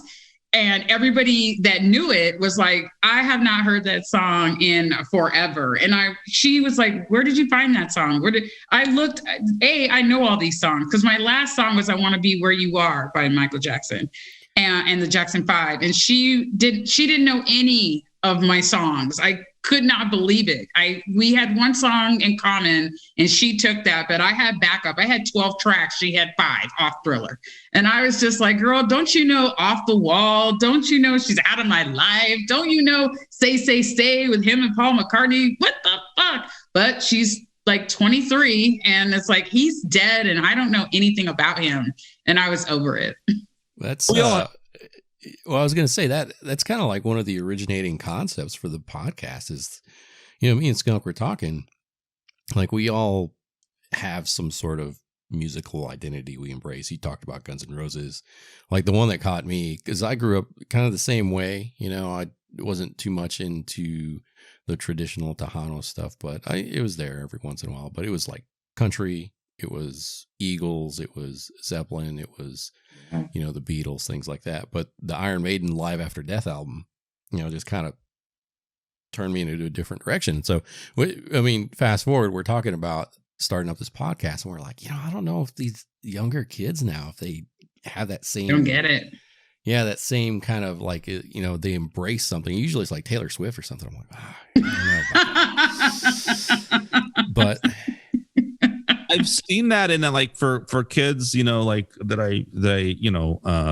I hope don't listen to this, that I teach, like that, you know, it's really cool to sometimes see someone, because, you know, you're like, I can be that guy that's going like, oh God, more Taylor Swift, more Katy Perry. Not that it's bad. It's just like the same fucking thing. And there's all these, but it's an introduction that gets them excited. And then you kind of see them blossom on their own path. If it's someone that, you know, is into music, and then they start discovering their own identity. But I think, and that's fucking cool. But I think a lot of the difference now is once upon a time, it wasn't like as a musician, right? It was just an identity thing for anybody, right? It seemed like, and now I think you get people that are maybe into their teens, where that used to be music used to be such a huge identity, I think, for our generations.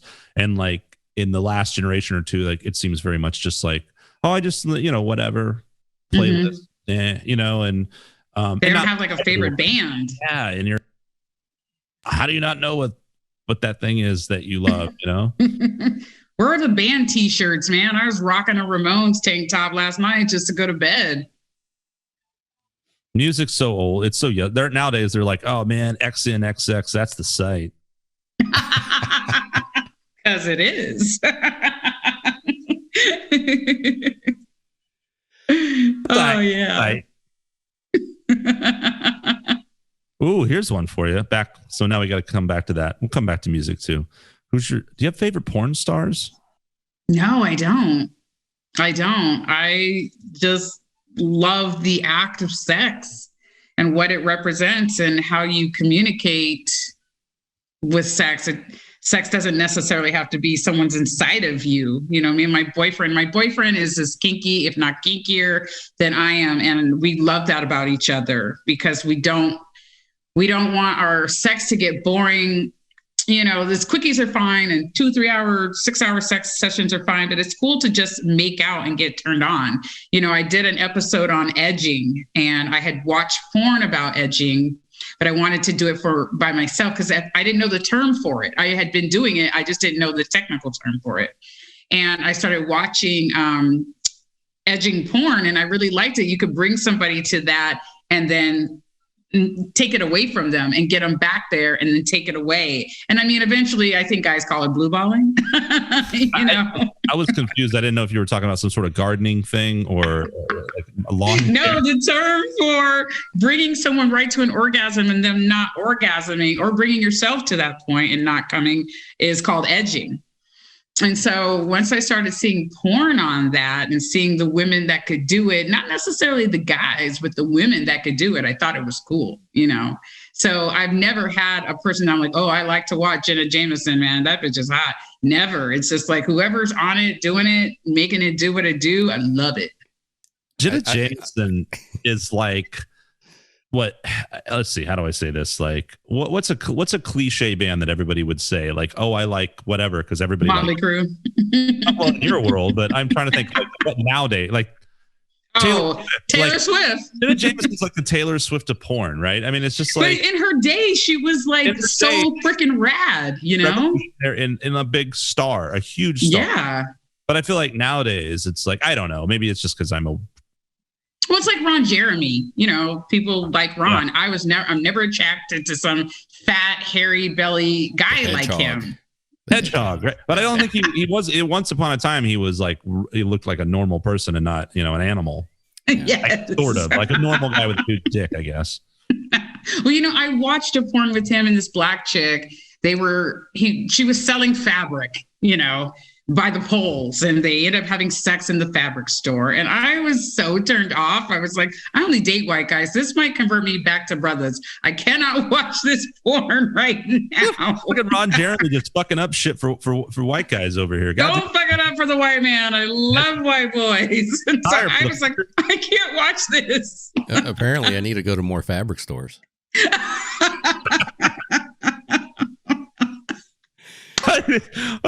Vic's just gonna be hitting fabric stores left and right 2021. Right. Showing up Crocs. Yeah, he's on XNXX. He's got his leather polished Crocs.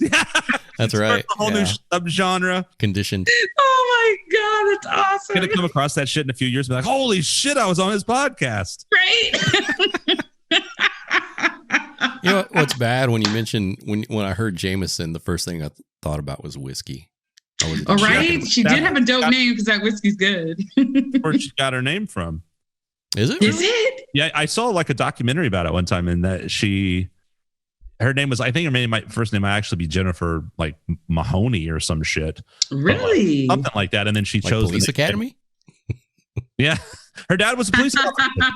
Oh, that's right. Yeah. Yeah. Now, I forget, there was some documentary, but that came from the drink of Jameson. So little known fact. I'm a whiskey drinker, and Jameson's good. And she was hot in her day. I don't know what she's doing now, but like the AVN awards come here. That's a big money maker for Vegas. Right. That's Vegas. Yes, it is huge. They are here for a week, and it is fun. And the swinger parties that you go to, and just the people you meet, and the awesome sex you can have while the AVNs are going is freaking awesome. And the convention itself is badass because you can meet all your porn stars, and you get to see like the latest toys and things that are coming out. It's a pretty cool convention. It really is. Is that always the same time every year? Like, what are the dates? Because Victor wants to know. Well, I want to say it's not. It might be close to the summer, like going either into the summer or right. Because it's hot. I do know that it's so hot outside, and everybody's wearing as less as possible. It's probably scheduled the same week as the Star Trek convention, so all the nerds can get laid. That's great. It's Vegas. They'll do all that in 1 week. That's a great strategy. I mean, dude, a super great strategy, because all those guys are just like, they're like, man. I mean, that's a no-brainer. All right, I got a Spock signing at 3. I got my Star Trek Crocs. Spock signing at 3, and then Jenna Jameson signing at 5:30. Drinks for everybody. Oh, so something else was with Vegas. Wasn't she married to Tito Ortiz? Right? There's a lot of UFC fights. Yeah. Yes. UFC is big here. It is the headquarters and the home of the UFC. And when UFC was really big, even like 10 years ago, when it was like really, really big, Tito was here all the time. They have all these training headquarters. You could go and watch them train. I got out of the UFC kind of world when I moved back to Manhattan in 2009. It just wasn't my jam anymore. But just because in New York City, I had access to other things. It's not like Vegas. Vegas UFC is on and popping all the time.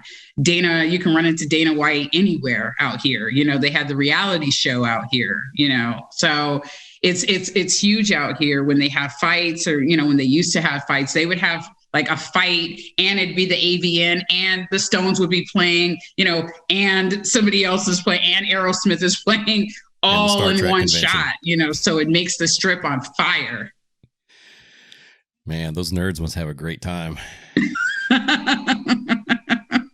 I don't really want to go to Vegas now. For the Star Trek. Yeah. Man, it's been a while since I've been to Vegas, and I think the last time, and I've never been anywhere else but the Strip, and so like after about 2 or 3 days, you're just like, oh man, you're burnt out. No, you gotta. On my show, people will ask me like, can you do a date, like a rock date? And so I will tell somebody like, all right, go have drinks at this particular bar. They have go to the M out the 15 South. They have a whole basement that's wine tasting, scotch tasting, all alcohol tasting. It's awesome. Then you leave there and you take a helicopter ride around Las Vegas. And then you're done with that. Go to dinner over at Olive at the Bellagio. And when you're done with that, go listen to Count 77 at Vamped. They're one of the hottest rock bands here. And that is your rock date. And I've had a couple people actually do those things. And they're like, that is awesome because I'm off the strip. I'm not on the strip doing anything. None of those things are on the strip except the Bellagio. But even then, I will tell you somewhere else, even more dope to eat off the strip, So that way you have a whole experience. Like I did the perfect breakfast date, the perfect, Tuesday date, all kinds of different stuff, but none of it involves the strip. That's awesome. Yeah. Yeah. So when you come out, man, I mean, obviously do the strip, but come off the strip. There's some cool things to do. Where's the Crocs store at? Because I know Skunk is going to hit that up. I'll take you to the Crocs store after we go axe throwing. Yeah. So I just need to know whether wear my actual Star Trek uniform, like straight off the plane, or like if I need to change into it later just for the nightlife. I say you just have different colors and wear it all weekend to the strip club. I'll wear it for the axe throwing one. I'll wear that one that the guy that always just like the extra that always died wore. Oh yeah, wear the red shirt. Now, the one place I wanted to go that I haven't been to, I think it's Machine Gun Vegas. I've always seen the signs in McCarran Airport coming out of the airport, or coming through the airport. And I'm like, man, I need to go there. I want to go shoot some machine guns. That's the only thing. Yeah, they have it. And, you have a lot of people who are extremists out here in the desert, who hate the government and are living off the grid. And they have really cool things. They'll go out and teach you how to shoot, and you can go and shoot all different types of guns, and that's pretty cool too. And you're just out in the desert, they'll take you out in the middle of literally nothing and nowhere, about 20 minutes, behind a mountain here in Vegas, where a biker crew will definitely kill you. And so you can go out there and shoot guns and have a good time, man. Ooh, yeah. Speaking of being buried in the desert, there's a mob museum there too, right? Yeah, the mob museum is super rad. And it's connected with this restaurant that's not at the mob museum called Capo's, and they're a Chicago gangster style restaurant. It's freaking awesome.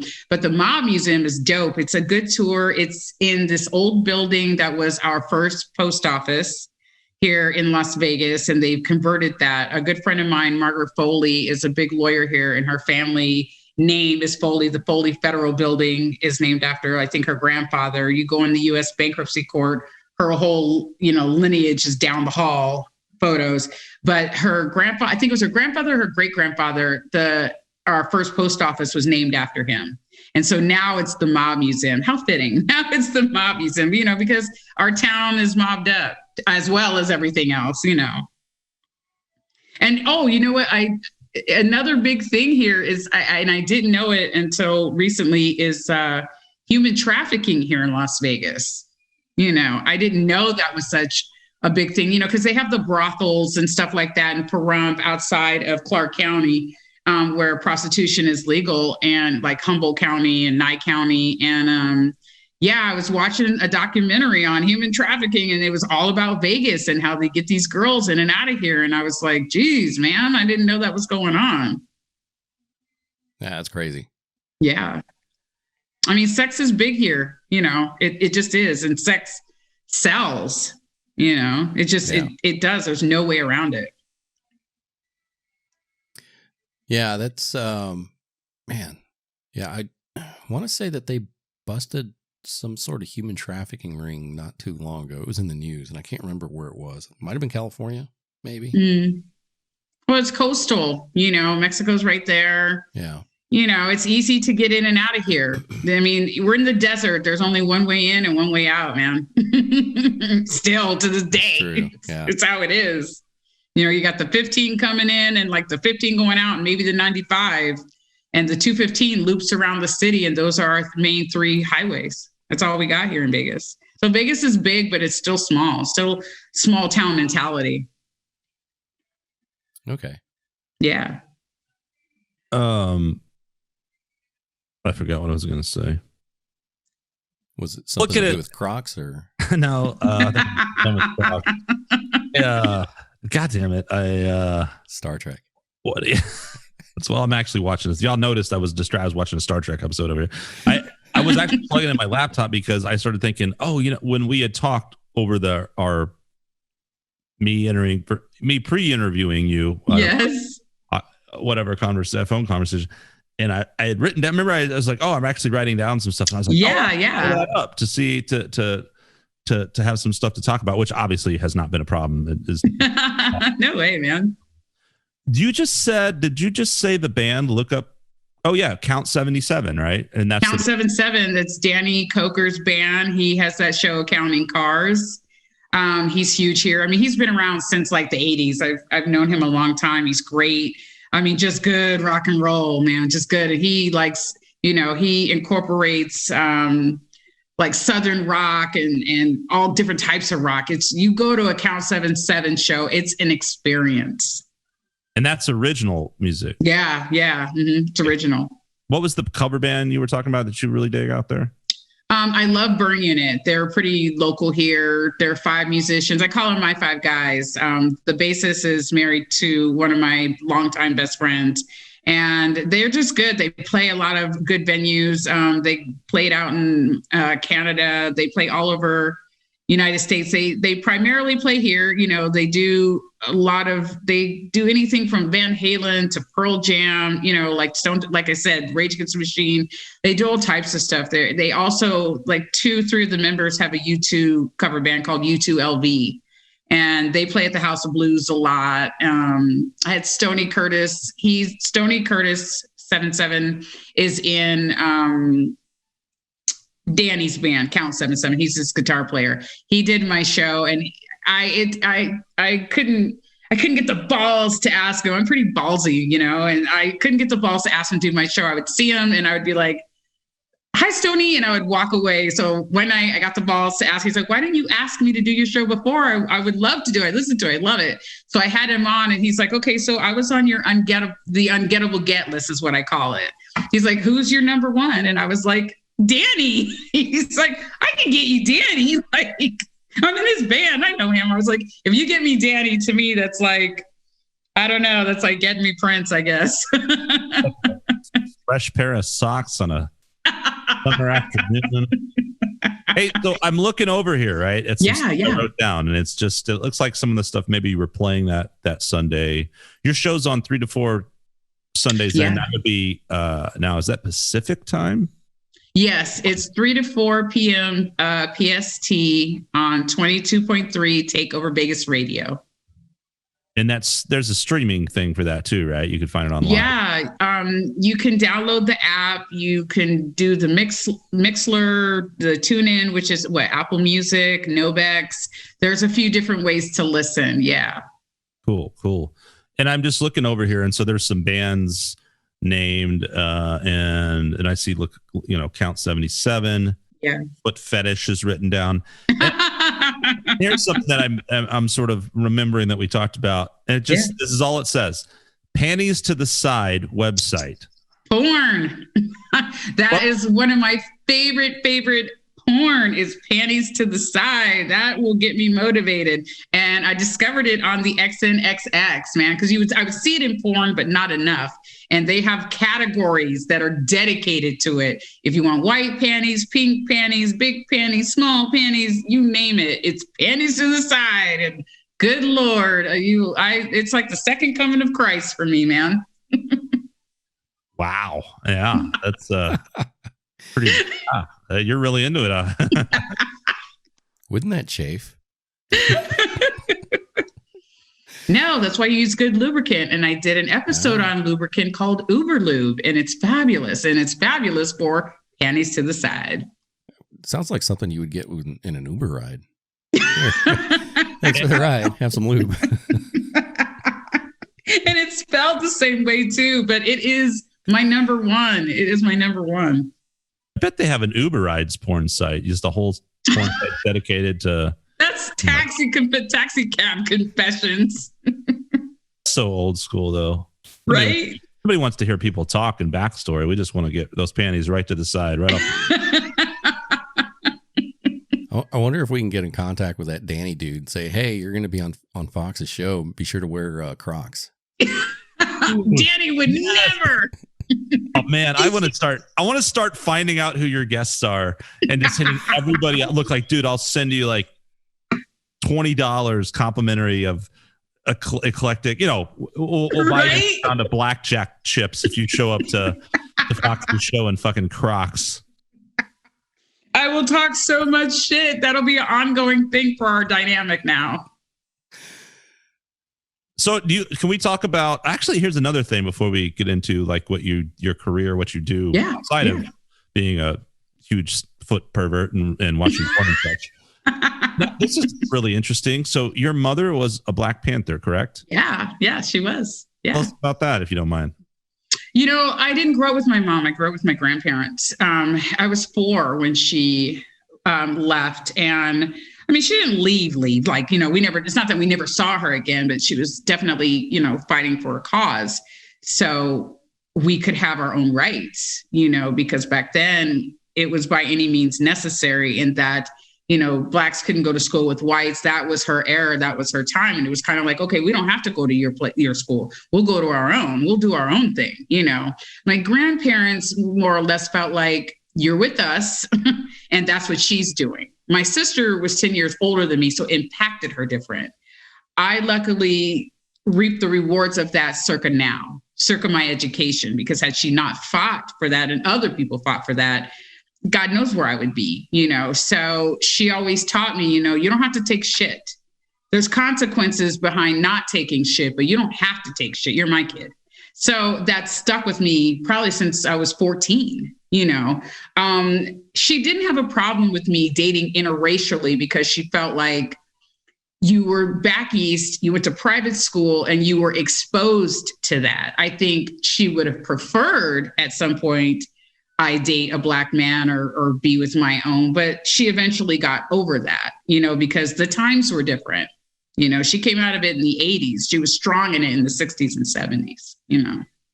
It's really interesting to see just in the last, you know, even since, which wasn't relatively that long ago. I mean, it was 100 years after the end of the Civil War, for crying out loud, but, you know, the civil rights movement in the 60s. And it's like, and even which the 80s was not far detached from that at all. And even now we're still not that far.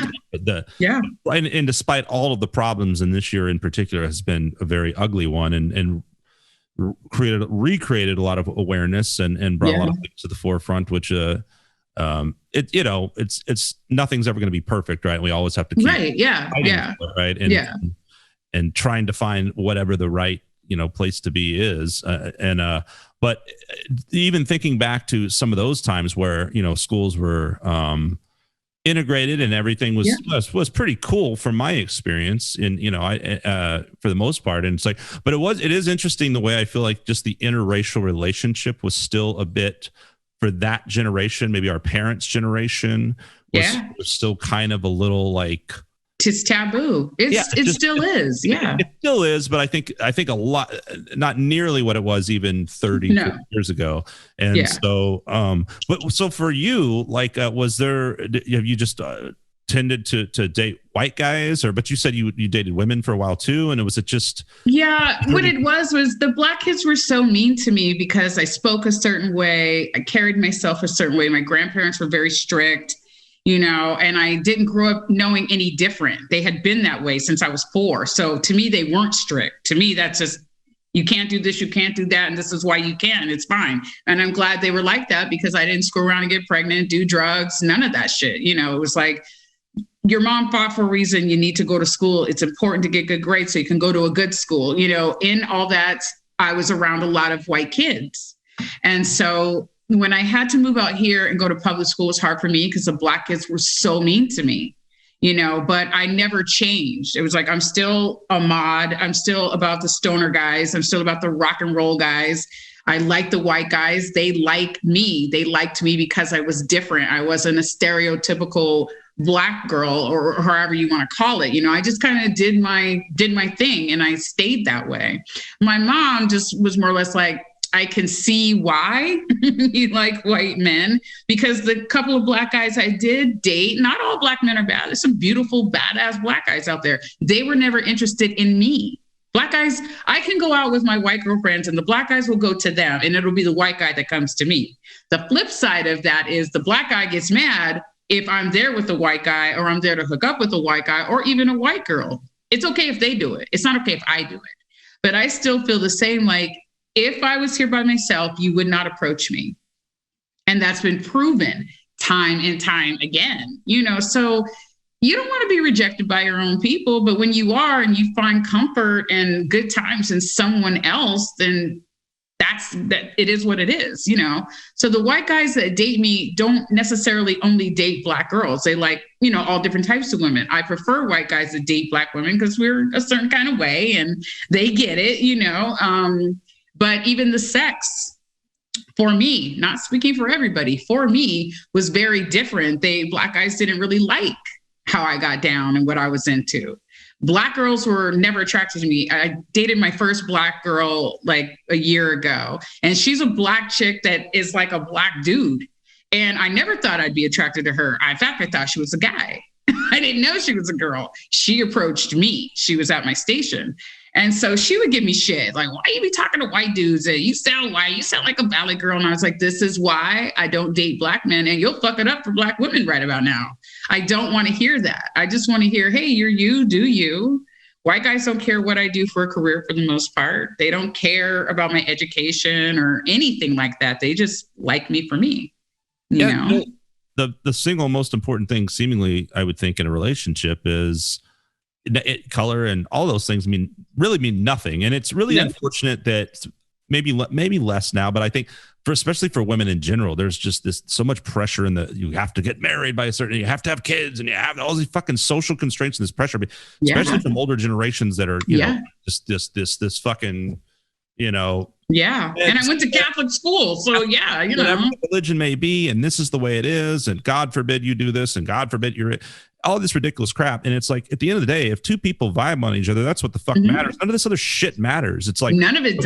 Matters is how you feel about that person and how that person makes you feel about it. That's all that matters. So I mean, it is, but on the flip, who just goes and is themselves and finds people who make them happy, you know, and reciprocate. Yeah. And it's not that I would never date a black man. I would, you know, but in my experience, they've just been so turned off by me, or they don't think I'm attractive or whatever. And, you know, I'm not going to keep fighting it. When I was a kid, I had this black guy tell me, you're so dark, you're so ugly. And I was mortified. My best friend is white. His name's Joe. We've been together since we were 14.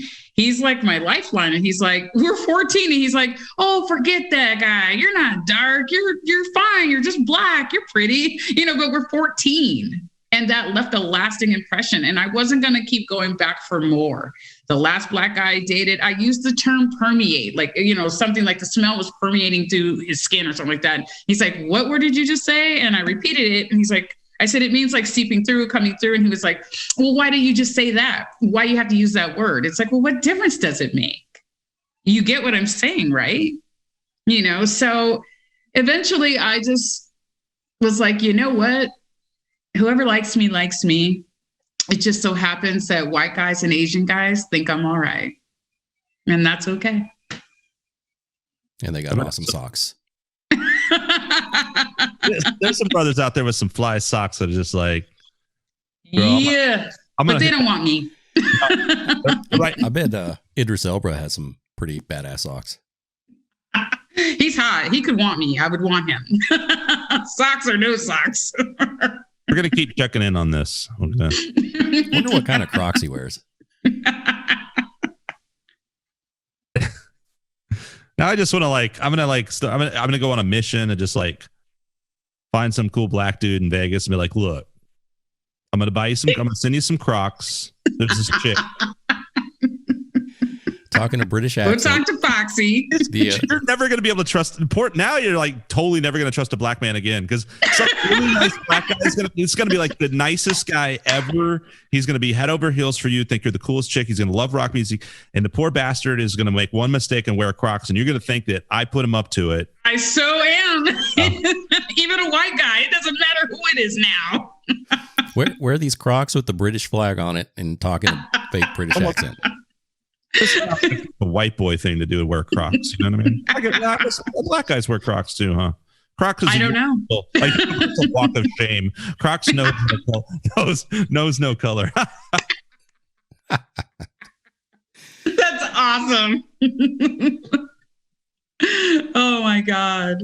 Yeah, I hope nobody takes this again though. Our audience is not huge, I would assume. So I don't know how many people are actually going to listen to this thing. Probably me and Vic when we edit it, and that's about it. But yeah, I think pretty much. Hey, I have a good laugh every time. So I mean, anyone else's I laugh. love it. It's awesome. No one could take it too seriously because who have we offended already? Like Star Trek, we've already that whole demographic. Porn stars, hookers, strippers. I mean, all these people. And that's just today's show, right? So it's just that's easily a third of the population just on one show. Taylor Swift fans. Oh my God! Fuck, now we're up to half the population. And so what's your day gig? My day gig is lawyered up, man. Just fighting for justice. Not really.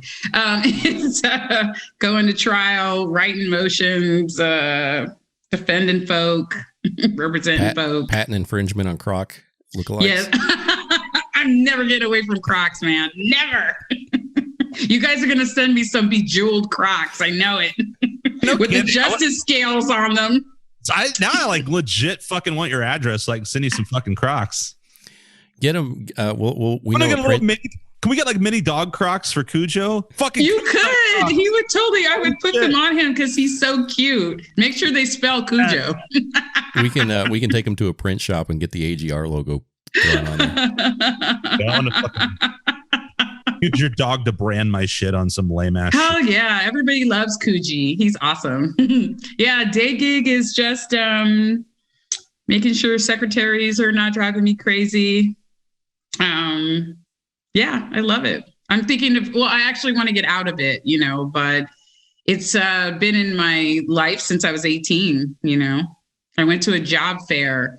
There were paralegals there and they were talking about it. And I worked as a paralegal for a really long time and I've been in every position and it was great. I liked being around lawyers and judges. They're very powerful people. They make huge decisions. There's a lot that goes into it. And being with some of the top lawyers and some of the lowest lawyers, being at big firms, small firms, medium firms, sole practitioner, I've been able to see all of it, and experience it. And is it fair?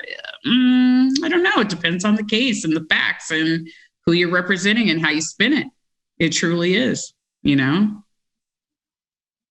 then, so when you were saying getting out of that or moving elsewhere, what were you said earlier? Going to masters for what? What else were you? Oh, I'm in the master's program at NYU for international relations. The ultimate goal is to work for the UN and report world news for the UN for the hearing impaired in Moscow. So I'm learning Russian Sign Language, and American Sign Language. Wow, man! I'm a nerd. All this from a girl that spends half her day on pantiestothe-side.com. God bless America, man. I'm eclectic. Perfect for this. I mean, you're perfect for this. Like you said, you're eclectic. There you go. Music, porn. You're a mover and a shaker. You're doing things to change the world. I'm trying to communicate. The deaf community, they even need legal services. They need everything. They're their own community, trying to integrate in our community, for the hearing. I also do pro bono work. I'm an educational foster parent for kids in foster care. And so I have a kid that's deaf, and it's helped me to sharpen my skills, and working with him and how to communicate with him. How long have you been doing that? And how long have you been studying sign language and stuff? Sign language, I started in 2009 and I kind of got away from it for a few years and just recently started picking it back up a few months ago. I got into being an educational foster because I worked with an attorney named Margaret Foley, and she represents the county for child welfare litigation. And those cases are kind of brutal. And so you don't represent the kids, you represent the county. So my give back to that is to help the kids, because these kids do need somebody to advocate for their education. And so what I do is I'm their educational parent. I make all their educational decisions. If they need an IEP, which is an independent education program, it outlines kind of what this kid needs specifically, their supplies, if they need after school programs, they're in foster care, maybe the foster parents are working, they're in group homes, they're at child haven, they're not doing well in school, and they just need somebody to advocate for them because it's in there, but in public schools, they don't push them hard enough, or, they don't take the time because the classrooms are too big. If these kids need something, I'm the one that makes it happen for them. And I love it. That's great. I mean, it's great that you're doing, things that really matter. And that's admirable, whatever the word is. I'll be the first to say, like, I mean, attorneys, a lot of times you just hear the word attorney, and I'm guilty of that. Just hate. I'm the worst, But I mean, there are a lot of people in that line of work that actually are fighting the good fight and are in it to represent, Yeah. I mean, I've been in medical malpractice for a while. My current firm, I don't do that there, but people get upset with doctors and they want to sue the doctor, and they, want to go after the doctor in the hospital, and it's everybody's fault. It's like, we represent plastic surgeon, if that's an elective surgery. It's not a mandatory needed surgery most of the time. So if you want Monica Lewinsky's cheeks and you come out looking like a chipmunk, you weren't naturally made for that. You know what I mean? And it's not the doctor's fault. That's your genes. If the doctor left a sponge, or not the doctor, if a sponge is left in your body, you sue the doctor. He's a deep pocket. You sue the hospital facility. Really, it's on the sponge tech. They're the ones that get the sponges, and they're the ones that count. So you're not going to sue the doctor. You're going to go after the sponge tech. And good luck with that, because I'm not representing the sponge tech. We're representing the doctor, So it's weird how you can cajole, maybe the law, but it's the law. In law school, they teach you how to think like a lawyer. You learn the IRAC method, which is issue, rule, analysis, conclusion. That's how you write. I know somebody asked me about evidence getting eliminated. Not everybody knows about motions in limine. Motions in limine eliminate evidence before the jury even hears it or knows about it. People don't realize you don't just go back in the room and decide this case. You get jury instructions. You are instructed how to come with an outcome.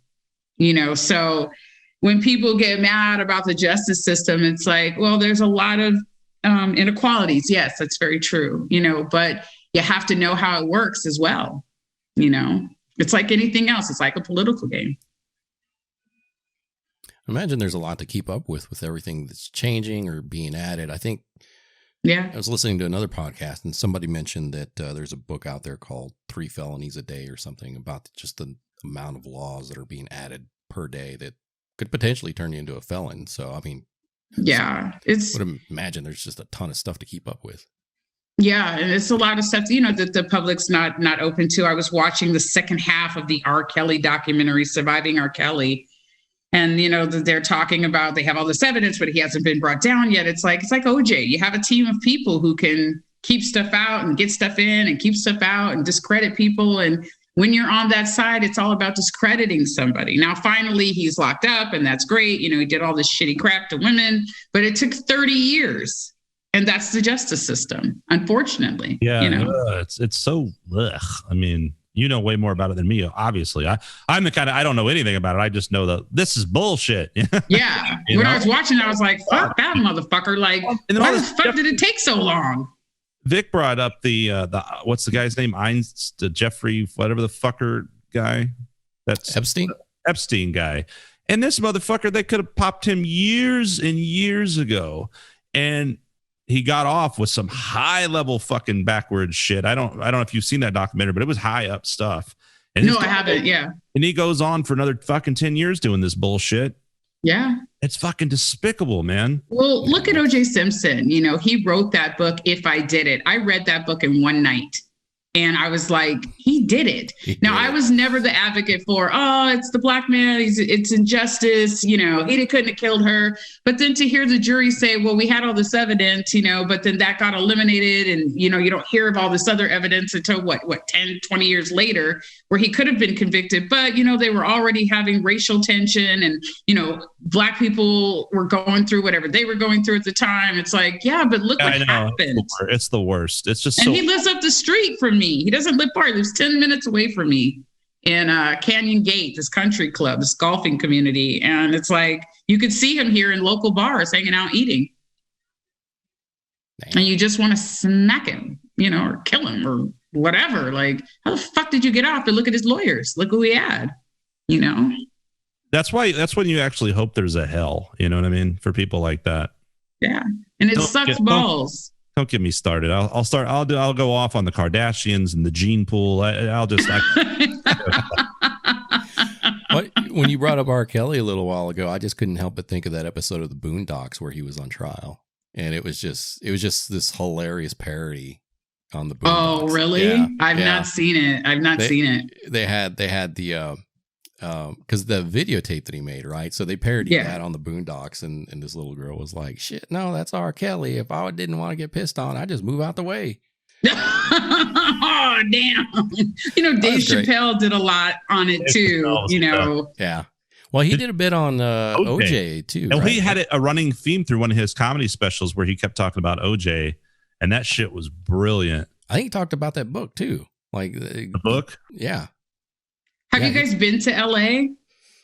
Yeah, not a long time out there. Okay, I used to live there. And in that book, it's kind of, if I did it, I would have taken this route. If you live in LA, that route. You're just like, he did it. He did it. It's timed. It's perfect. There's no way he could not have done it, so. And then he runs from the cops and the whole, I started watching that mini series they made about him with Cuba Gooding Jr. Yeah. And what's his name from Friend? David Schwimmer. David Schwimmer played Rob Kardashian. They're all great. John Travolta, great cast. The whole thing was great. The lawyer, the lady that played, I thought it was great. But I had to stop. I got halfway through the episodes, and I was like, it was just so disgusting to relive that, Yep. Because for anyone who kind of lived that, and I think when it happened, thought about it in a sensible manner and wasn't thinking about it in terms of some big race conspiracy. Right. Jesus, and it wasn't a race conspiracy. No. You killed her. That's the bottom line. Yeah, it's fucked up. I remember that day well. The whole chase, and we were just kind of sitting in a ready room, just watching it on TV, just smoking. We're just like, what the hell's going on? Yeah, and then we got the circus trial, and I mean, imagine that whole thing though, because if I especially after, because if memory serves, that was a few years. I mean, it may have been several years. Maybe the Rodney King riots and all that. And 92 was Rodney King. OJ, I think, was 94. 95 or 95. Yeah. And so I mean, I guess that was fresh enough, or that I think there were so many people that were terrified that the country was going to burn down if they convicted him. And that's just so sad, It is. It's super sad. And then to hear those same jurors say, well, maybe he was guilty, and they're justifying why they didn't find him guilty, Yeah. Someone either did something or they didn't do something, like, period. Yeah. And here's the thing. It's like, okay, well, if he's guilty and you have evidence that he's guilty, we'll convict him. And then if you find out this other guy is a racist piece of shit, well, fuck him too. Now go after him and put him on separate charges. But don't let that be what kills the case. Exactly. I mean, but that's not how people think. Yeah. That's not how people think, though, So, when you're in that profession, things like that come up, especially in the criminal world. I stay civil. Criminal stuff is not my jam. Civil stuff, medical malpractice, transportation law, intellectual property, entertainment law. That's more my jam. That's more my gig. I worked at a beautiful, huge firm in New York, in Manhattan, that did intellectual property and maintained friendships. And actually, one of the attorneys that I'm really close with, she was telling me that podcast is the way to go. And she's like, get rid of your show and get it on a podcast. Don't stay with your station. You can get advertisers and all this money. And she represents people who have podcasts who are making an insane amount of money. but she likes it. It's a luxury law. It's nothing heavy. You know what I mean? Yeah, we're rolling in the Crocs right now. I mean, Nick and I have probably earned enough to buy one Croc. We're almost up to a pair, so we're almost there. We may need some legal representation soon. Yeah. So I don't have to worry about you sending me any because you don't have any money.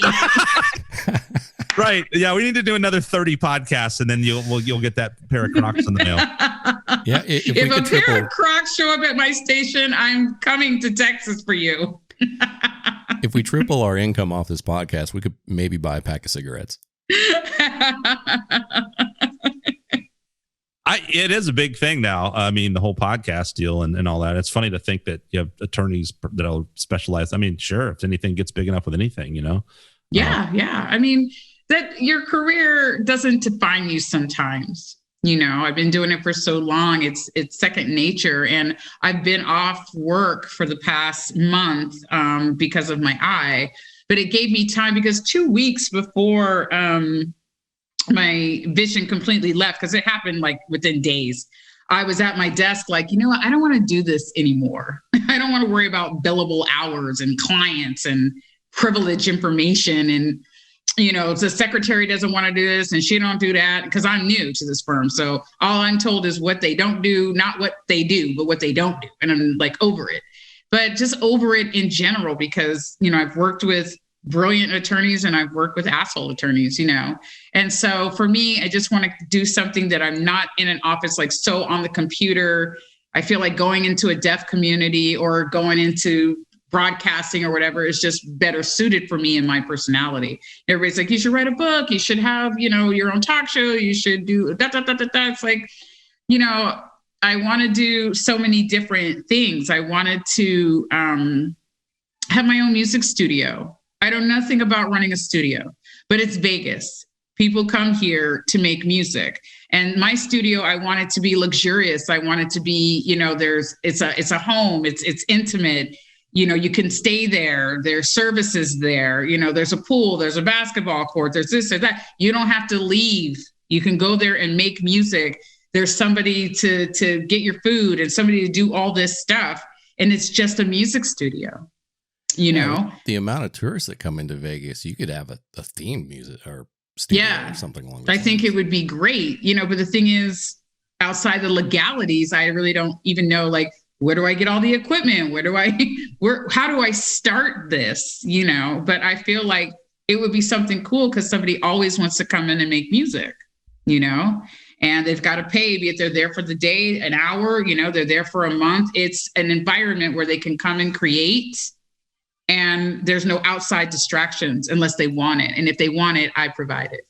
And this is not something set up now. This is an idea though. This is an idea that I would love to have. Yeah. You could have a room dedicated to skunk and have a bunch of Crocs on the wall.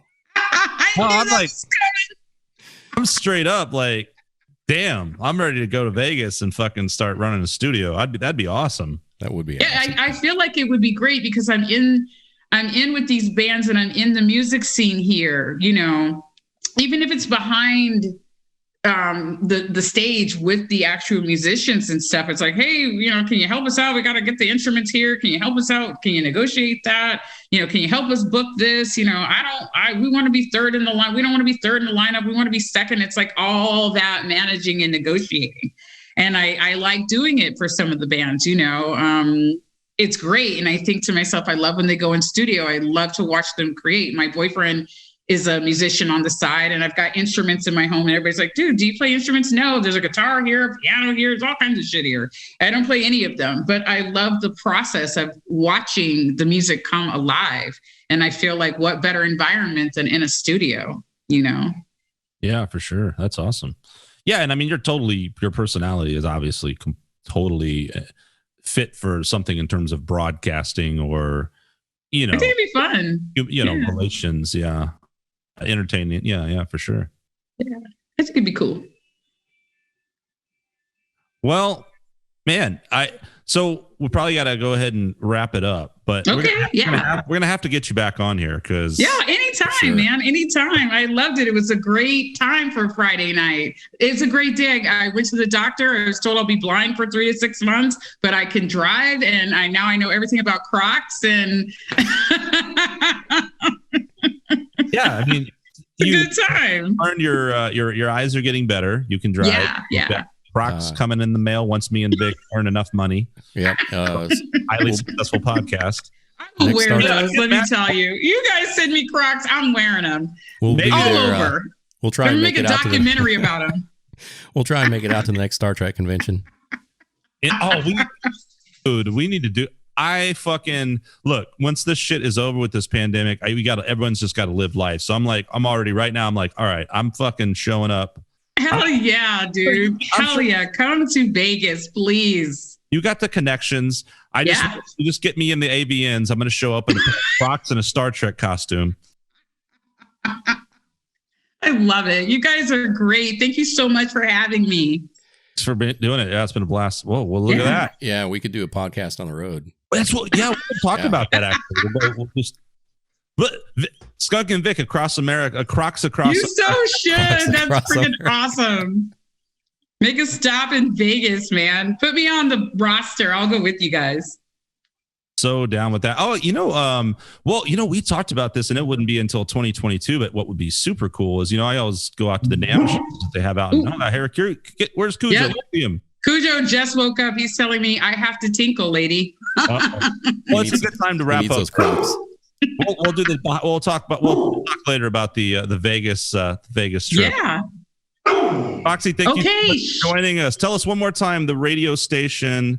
It is Sex, Fox, and Rock and Roll every Sunday from 3 to 4 p.m. PST on 22.3 TakeOver Vegas Radio. Bam, said like a true pro. Way better than our sign off. It was so nice meeting you guys. Thank you so much for having me.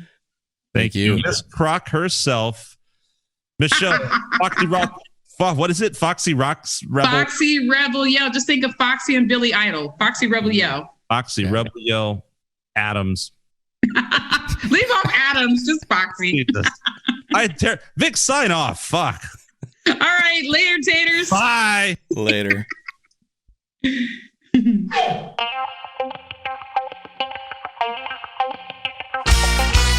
want to tell you a little story. Someone lives in my town. You might see him out there walking around. So come on, get down.